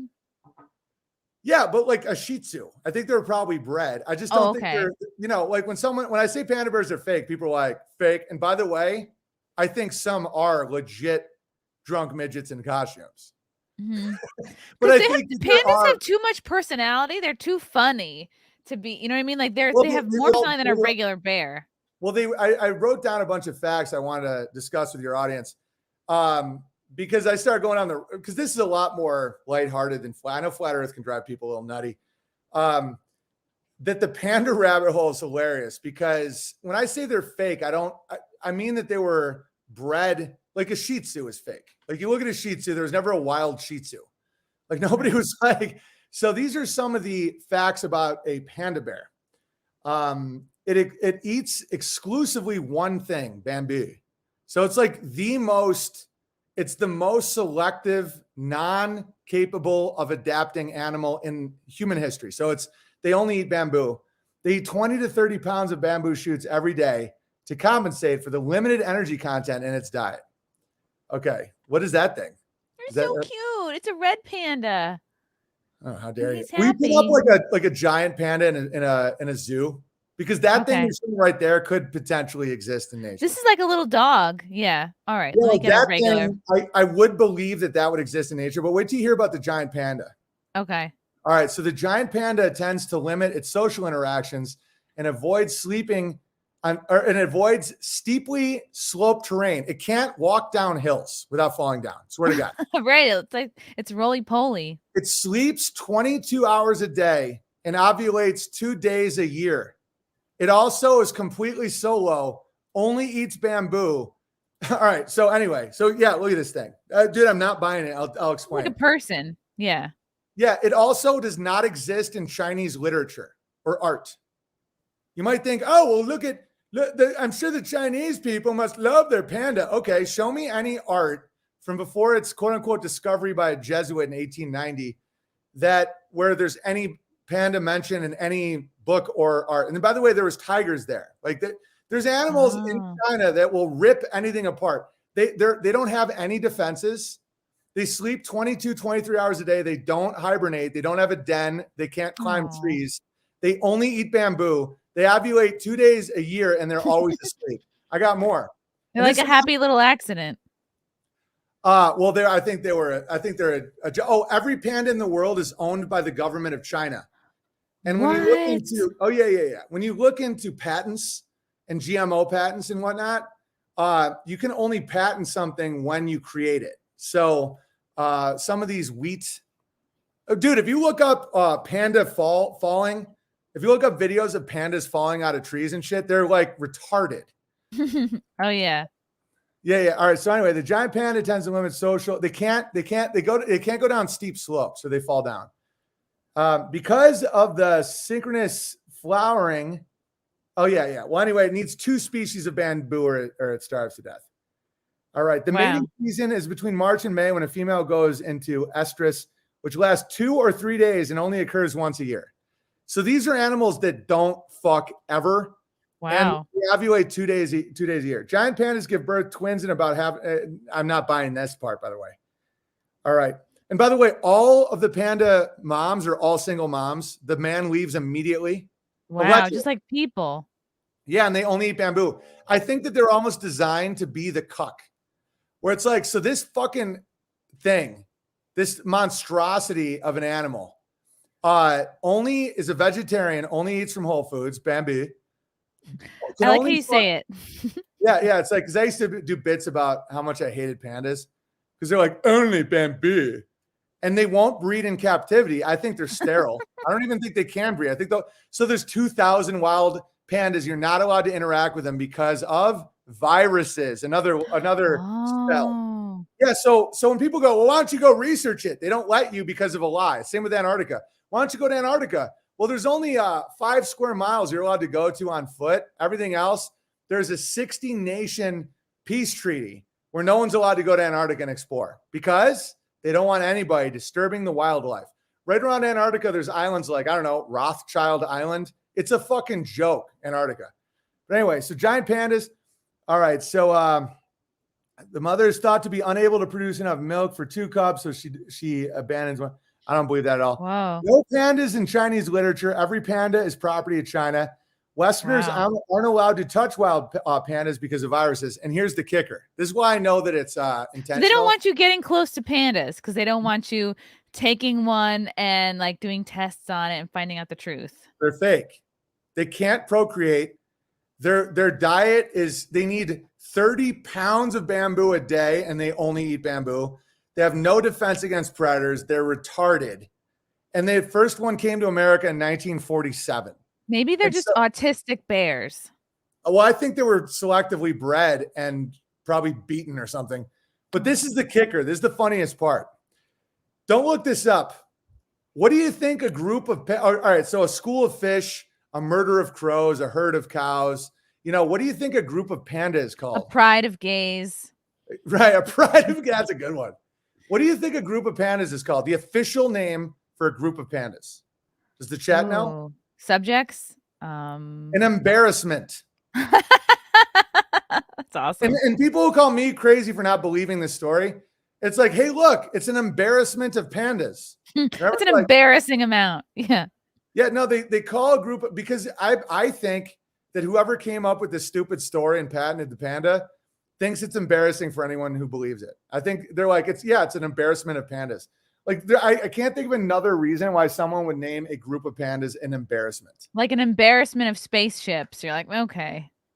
Where are they going? Exactly. An embarrassment of Apollo missions. What's an embarrassment of astronauts. Yeah. Is your chat warming up to it, or are they still calling me a little You know, I think 60% are on board. Yeah. And I think they're also policing themselves. Like I think like the high level chat people are sort of like keeping the people in line that are acting out. Well, yeah, I mean, I do have about 5 or 6 people that follow me anywhere I go, and they're like, "He's a piece of shit liar." But in they're general, probably here. Oh yeah, they're always there. They're obsessed. That's the funniest thing is they're the ones calling me a cult leader, but they're actually in a cult, and the cult's still based around me, but it's based on hatred. It's really interesting. It is interesting. They just hate themselves, and like you're holding up a mirror. They don't want me to be right. They don't want it to be like, oh yeah, if you watch a lot of pornos, your sperm's, I say some uncomfortable shit for people. And so for everybody that is really happy about it and I help them get out a bad spot, there's going to be people like, no, he has to be insane or else he might be right. And then I have to change my behavior. Yeah, it's like you really don't want to give up bread, but you want to lose weight. It's like, which one is it? I know. And then you have a friend that's always like, hey, fatty, stop eating the bread. And you're like, you're evil. You're insane. You're a cult leader. This is like, low calorie bread. This is gluten-free. No, pita. bro, you're just trying to hurt me. You hate. The thing is like the contradictions about like the narratives against me are pretty funny. They're like, he's a Jew. He's a Nazi. He's Mossad. He's CIA. He's secretly going against the government. I'm like, guys, pick a narrative. Like all of those things can't exist at the same time. A lot of them are paradoxes. We have fans here of you, Owen. Owen, your flat earth view saved my life. Oh, sweet. We also you've turned some people in the chat that now believe that pandas are fake. So that's fun to see. Stu's Cluster. Owen, how's Washington State? Shout out from Renton, Washington. I live in the great state of Idaho. Okay. But my wife's from Washington. We lived there for a year. It's a beautiful state. Okay, cool. Ron, great guess. Maybe he means guest. Thanks, Ron. Look at Ron. Look at that guy. Yeah. He gets That's it. a man right there. That's a guy that gets it. That's a guy. Yeah. That gets it. Hilarious history. Does Owen miss stand-up? I miss the camaraderie of comedians like doing authentic stand-up. Yes, I do. I miss like hanging in green rooms and like riffing jokes and not being offended. And I feel like a lot of that world is gone. That's why I'm supportive of Chrissie and people like hers, because if you're going to roll with people that aren't like that and you're going to kind of do your own thing, you can kind of bring it back. But the mainstream stand-up world that I miss isn't there anymore. So I don't really miss it because it's gone.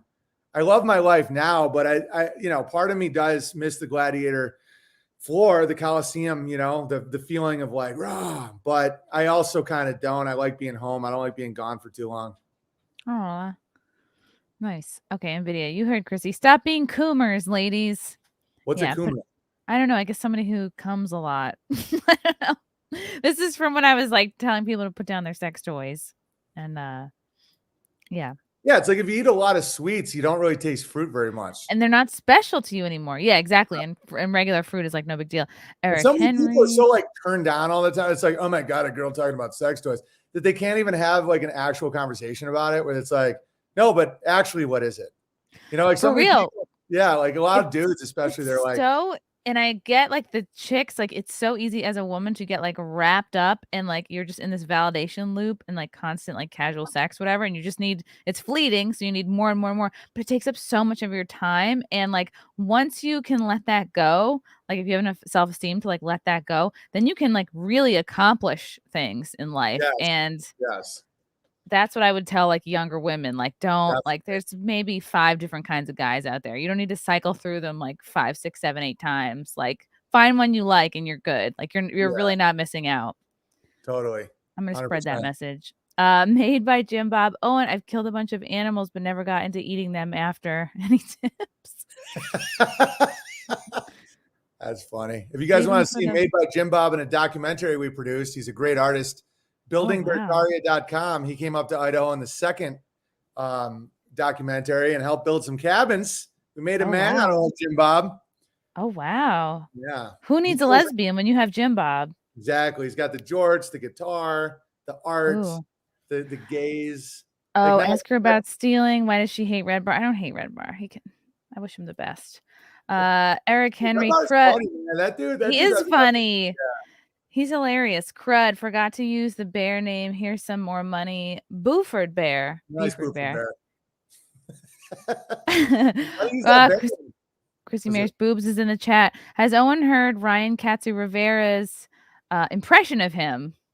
Yeah, it's hilarious. I played it on my stream. I wrote to him that it was awesome. I feel like he captured a lot of my essence. Oh, which is kind of retarded. That's not a brag because he's like, yeah. But I thought it was a funny impression and a good roast. I like that dude. I like Gavin too. He's a good guy. Gavin's the best. Oh my God. Owen, have you ever thought about being a travel agent? Flat Earth tours, yes. That'd be hilarious. Well, I want to do airships because I know it sounds, oh, how dare he was crazy. Okay. Airships used to be like a major mode of travel. One of the first PSYOPs of all time was the Hindenburg, where they had the camp. There was 0 crashes of airships. You could have them up for days. And you could travel all over the place. I think it's one of the reasons they did the Globe PSYOP really hardcore is because you go up 100,000 feet, you can see the fucker. And you can travel anywhere you want for very little money. And so, of course, they had the Hindenburg explode right in front of like the only camera in the world. And they're like, humanity. Are you getting this? How terrible. Yeah. And then they banned all airships. And so, yeah, I would love to be a travel agent on Bear Air. Yeah. Owen's wondrous airship super fun rides. Yeah. Bear Air. Bear Air. That's great. Yeah. Okay. I did that one. Oh, yeah. This is a good comment from Jacko Bat. Imagine everyone knew they were at the center. Right. Jacko Bat. Jacko Bat's one of my guys. He's a good guy. Good writer. He's a good guy. Adriano, it's good to mean something. It means you got to actually do something. Yeah. It means each day is valuable. Bingo. That's why I used to, I'm not going to sound cliche and be like, oh, I was afraid of love, but mattering on us. Yeah. Yeah. Mattering is a big deal. Like if you actually care about someone, they can die. They can leave you. You have kids, they can die. They can be disgusted by you. They can not talk. Like there's so many things that can happen that the coward's way out is actually anonymous promiscuity. I used to think it made me like more of a man, like, I can get chicks, but in reality, it's almost like you're in this club of cowards where everybody's like, we're not going to matter. And then when you start mattering, like I have 4 kids and a wife and all this animals that rely. I have like 150 animals that if I forget to water them every day, they'll like fucking die. Aww. And so that's one reason why you have to know that you do matter. And it's like, this all matters. Jim Bob, you matter, even though I think you may be a serial killer. Aw. He'll turn it around. Yeah, it's like life is meant to be this journey, and casual sex is like you're just walking a few blocks, turning back around, walking a few blocks. It's like you're gonna want to go the distance. You're just wasting time. Like it's just a lot of false starts. And you don't even know what you're missing. You don't even know you're like having a family is unbelievable. Like looking back, I thought I was getting away with something. Oh, I got away from this girl. I don't have to date her. And like looking back, I'm like, what an idiot. Don't get me wrong. I don't regret anything because I ended up at the right time having the family with the right woman. But like, it's so many people think they're like, oh my God, I had a threesome. It blew my mind. Really? You think that blows your mind? Imagine having like looking out and seeing children that you and your love made picking grapes in your field. It's like, it's like those grapes. Yeah. What's that? Like I planted the grapes. Totally. Like you prune the vine and you make sure that there's and then you make wine out of it. It's just like life can be so incredible. Like we make our own butter. You get the cream off the top and you churn it and you and my kids are all, my kid's now playing violin really well. He's 6. He's like playing really well violin. I'm playing piano with my 6-year-old. I didn't realize you had Asian kids. I'm raising them very Asian. I'm like, That's you good. do it, or you play violin. Oh, mama. I love your Asian accent. Yeah, like, Very aggressive. you're either playing the violin or the piano or you're studying. Yeah, and you're going to be a lawyer doctor. Crim Song's Ghost. Owen's opinion on CERN. I have an interesting opinion on CERN that doesn't coincide with a lot of truthers. I don't think it's anything. I think it's an accumulation. What a relief. What's that? What a relief. I was just like, now I got to worry about like what dimension I'm in. Yeah, they don't do shit. But all my clothes look the same, you know. It's like, imagine if all your grant money comes from trying to impress crazy, stupid, rich people. And it gets to a point where your whole culture is based on lies, built on lies, built on lies, built on lies. And then you get to a point where you're just, everything you do is fraud. It can be big and massive, but it's just fraudulent. And so, yeah, they're like, yeah, we're smashing electrons and or smashing particles and looking at Higgs boson. And I'm like, well, what does it do though? They're like, yeah, right. We're changing everything. And you can always tell because they do all this LARPing, like they'll have an occultist goddess of death dance and all this. I'm like, okay, I know what this is. This is bullshit. I think there's actually some pretty wild weapons out there. Like, I don't think nuclear bombs are real. And I know the chat's going to spiral. Let me have the fear. I can prove they're not real. But I've done whole episodes. I saw a video of a nuclear bomb going off in the water, and it was like, whoosh. Yeah, I can. Crazy. Yeah, it's not. There's no fallout. But anyway, but that's not saying there isn't crazy weapons. There isn't. Right. I think that they have weapons that can vaporize water through matter, which is fucking insane. Like, I think they have energy weapons that are crazy, but I don't think CERN is one of them. I think most of the best weapons were made in like the 20s and 30s before everyone went like retarded. Pre-Einstein, pre-relativity, like space travel. I think space travel is all about your empty internal living. I think it's all just like black magic. But they dealt like Tesla machines and some of these machines that there are vibratory fields where you could theoretically vaporize all life in a building and not affect the building. And I find that fucking horrifying. So I can be horrified, but the nuclear bomb isn't real. I know that I ramble a lot, but if anybody wants to see it on BitChute or Unauthorized, I've done whole episodes debunking everything about the nuclear bomb. Means, mode of opportunity, all the evidence that it does anything, how it isn't possible that it does what it's claimed, like what the game theory is to claim that there's a button where you can destroy all life for 1 billion years. It's just total game theory. And so, and it worked. I can see how it worked. It's like, even though most people at the time knew it was bullshit, even during Hiroshima and Nagasaki, I mean, there was no fallout. It wasn't even the top 10 most destroyed cities. Like, I can show how the evidence is like insane about that. They look like giant TNT explosions, and there's whistleblowers all over the place, and people have eaten uranium, and it's just not what people think. That being said, it's possible. And because it's possible, I think it did stop a lot of war. Like, Trump was recorded talking to this golfer daily, and he said something that was so true. He's like talking about Vladimir Putin. He's like, Vladimir is my buddy. He's like, Vladimir, if you go into Ukraine, I'll send one to fucking Moscow. He's like, he thought I was like 10% that I would do it, but that's all you need. And that's 100% true. It's game theory. Wow. It's like, if you're like, listen, it's called the madman strategy. And the masses aren't allowed to learn this shit, but it's right there. Anyone can learn it. It's like the madman strategy and negotiation is that guy will fucking do it. And just that thought, like, could he? Yeah, that's what people think of Trump. That's what people think of Putin. That's why it works. Where it's like you get people to think you're just crazy enough where they'll back down. And so the worst you can be is a coward and a liar, like what we have now. You start a negotiating position that's so weak. It's like you can't negotiate because everyone thinks you're a liar and everyone knows you're weak and a pussy. So they're like, you don't matter. It's like you want someone. So that's why the nuclear bomb actually worked. It's like, so there's no science to this. The Manhattan Project is bullshit. And I know that the baby boomers are in the chat are probably screeching and saying, "Oh, give me my fear." But there could just the threat makes people so scared that they're like, we don't want a world war. It's 2% that all the water will be poisoned forever. But I mean, that would suck. 1 in 50. Let's just give the guy some iron or whatever, you know? Yeah. Like, give him access to the silver mine in Beirut. Let's just call it a day. Yeah. Faith Bear, it's not a bad thing to ponder and be amazed with life. Thank you for this CM to have OB on. Please, more interviews. Lots of love and respect. Thanks, Beef Bear. Oh, it's a cute little bear standing up. That's right. That's what they do. NVIDIA, check your DMs for another member chat to read. Matthew Hammond, are we closer to the Truman Show than Interstellar? Does the space station exist? What are the telescopes looking at in the sky?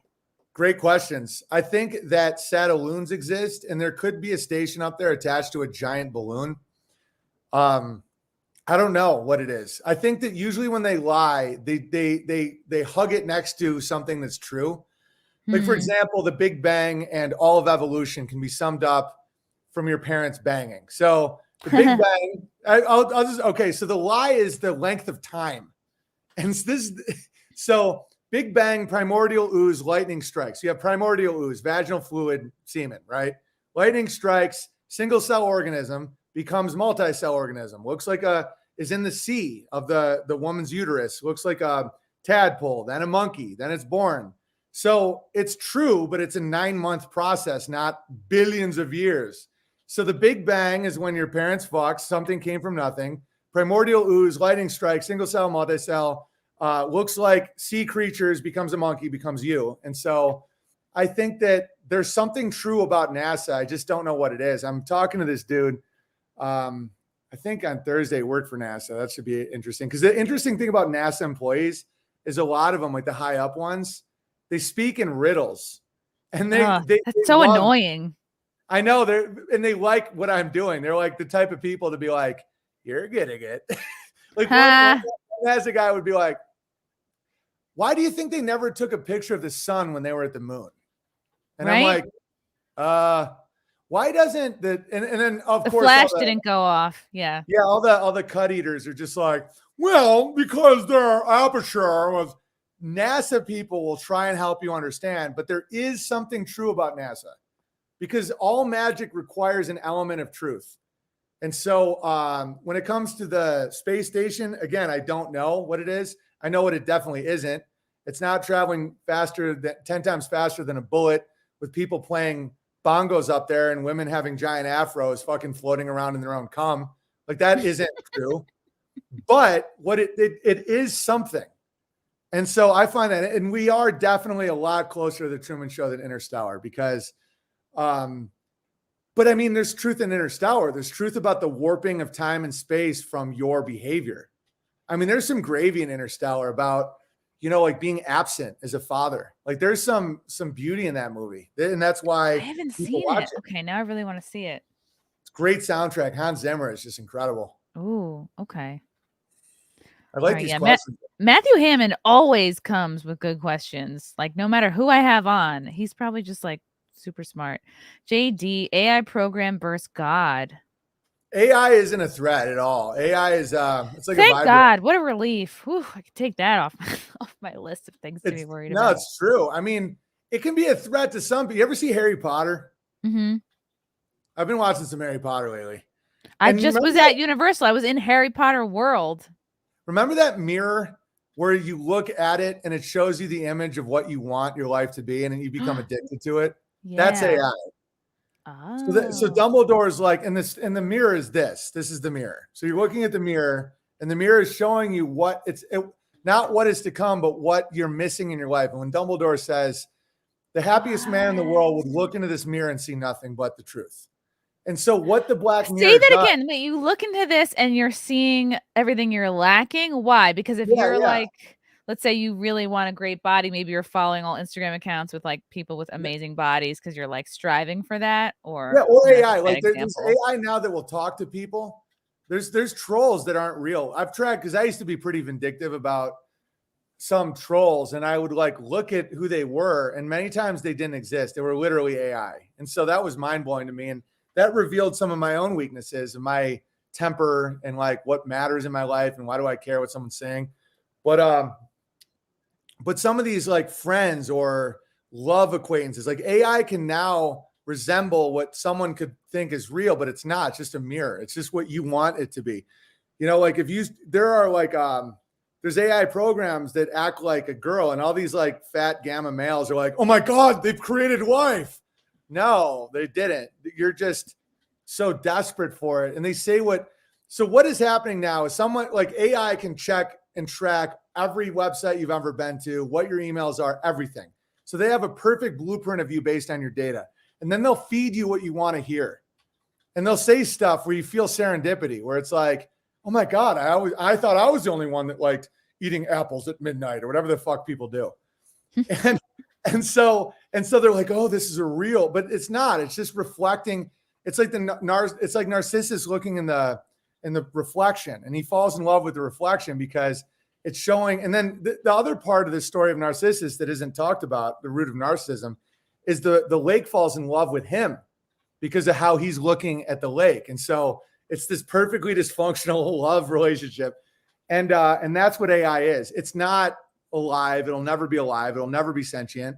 It's just black mirrors reflecting back, whether it's engaging in your darkness, which is what it would do to me, where it would be like, say stuff that I found very hurtful and I wanted to hurt them, which is bad. I mean, I'm not saying I'm not affected by this.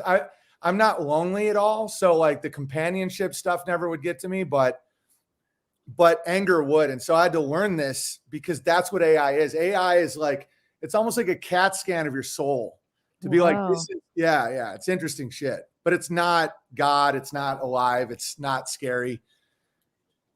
Okay. What a relief. Okay. Joe Gagan, Owen knows Jacobot is volatile, but Gagan is rock solid. Rock solid. Yeah. I mean, listen, you're both volatile. I understand like none of those words. Well, these are some of my guys just talking shit to each other. It's pretty cool. Okay.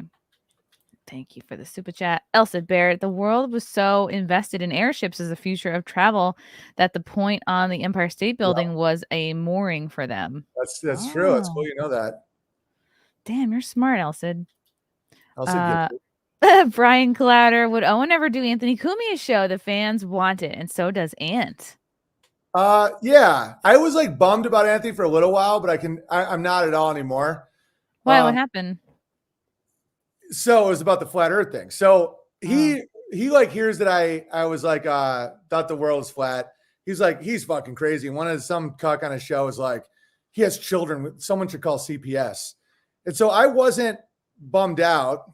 I said that I did a funny bit about Anthony because I've always liked Anthony. And so I was like, I did this long bit about how he brought me aside and I could tell he was a little scared and he got the test results back. And it turns out he was positive for Down syndrome. I mean, that was like a funny bit I did, just like a camaraderie thing. But then fucking CPS came to my house.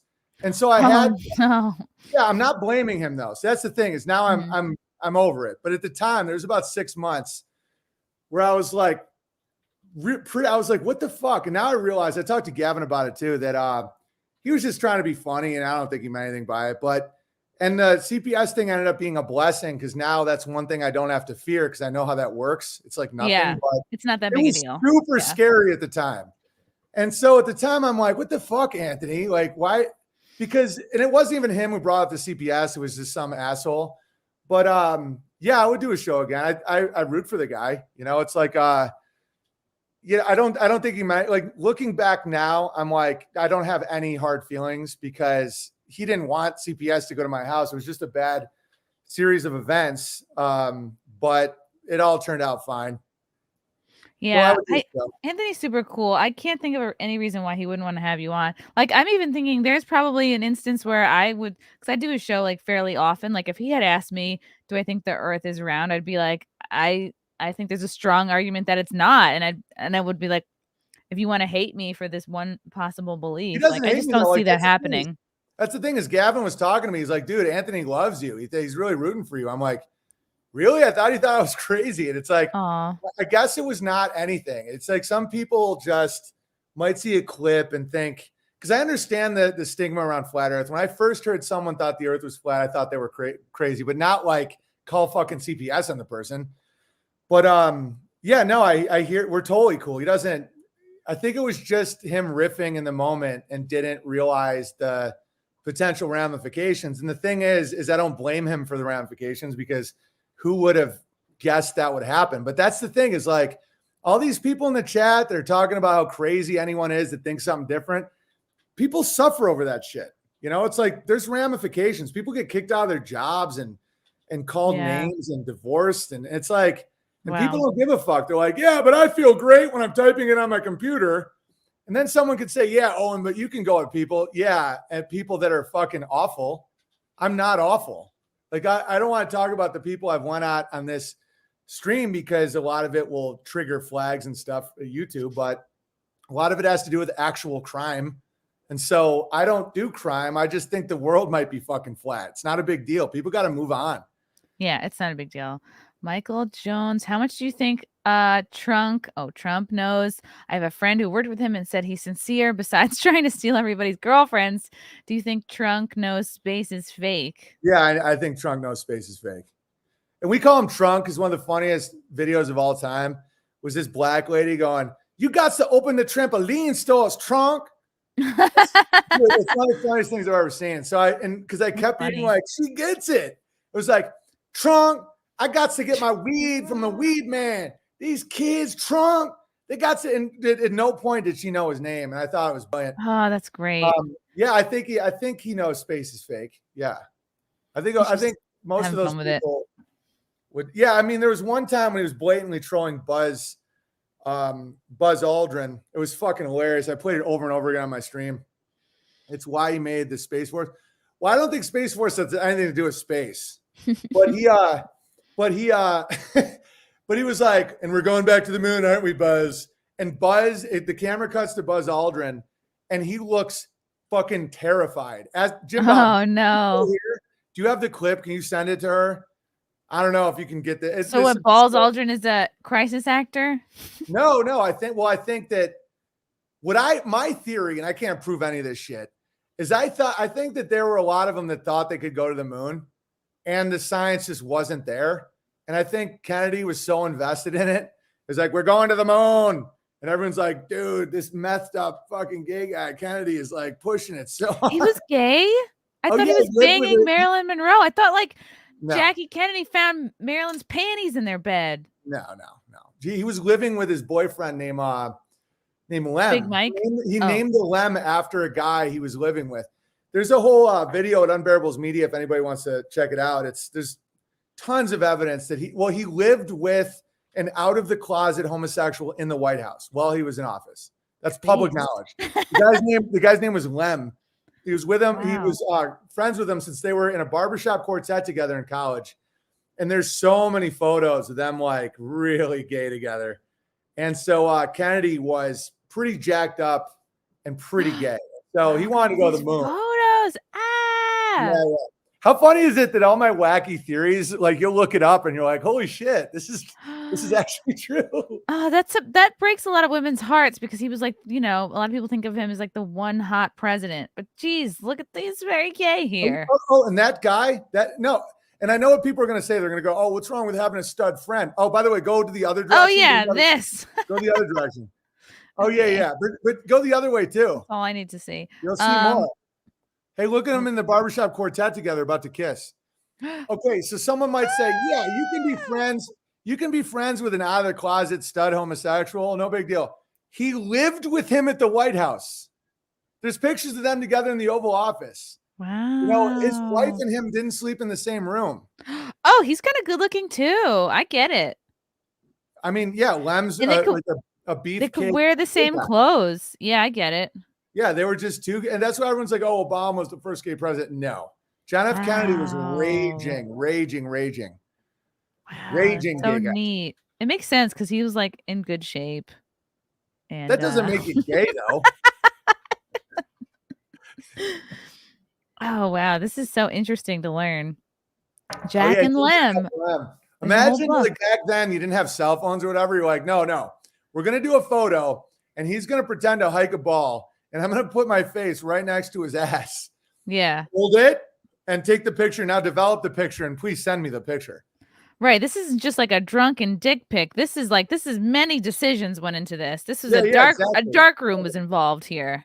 Yeah. No, he was, dark room, lighting. The camera was this big. They're like, hold it right there, Johnny. That wasn't just people taking random pictures, because the baby boomers will be like, how dare you? He was a patriot. He was a raging gay guy. Wow, when he was handling the Cuban Missile Crisis, he was definitely wearing rollerblades. I love the gays, though. NVIDIA, the Professor Brothers taught me all I need to know about JFK. I don't know who they are. I don't know who that is either. Wow, that's so neat to learn. I think this stuff is so fun. I think I have a couple super chats. Oh, regarding sending TikTokers to the moon. Why don't we just do that in any case? Destroyed technology, notwithstanding, send them without supplies, oxygen, etc. Yeah, I just feel like we don't know what's up there, though. It could be water. That's what I think is up there, is water. That's so interesting, right? I mean, who says it's even a solid? Mm-hmm. Yeah, when you look at the stars, it looks exactly like sound and water. And that's why the Bible got so interesting to me. And I'm not a Bible thumper, like super like that, but it's like it is like a choir, like of sound. Like if you look at, and I get it. There's low thinking. How dare you fucking idiot? It's a gas giant 1 million light years away. I'm like, if you think that, I'm not the crazy one, that someone thinks that they have evidence, like scientific evidence, that is a ball of hydrogen becoming helium using nuclear fusion 1 million light years away, like light going 186,000 miles a second, 1 million years away. You're seeing it with your eye and you can say for sure that's what that is. No, in reality, you can take a look at it and it looks, and I'm not saying this is definitely what it is, but it looks like the pulsing of sound and water. And the Bible says the water's above, and then you look at the blue sky and you think about the firmament and the flood and what the rainbow represents, and it says God gave us the rainbow to say never flood us again. What is that rainbow? It's light going through a dome. So it's the pride flag. Yeah, well, that's the inversion version. They're like, no, this is about putting my dick in an ass. No, but like if you look at the rainbow, it's like light going through a hard, fast dome.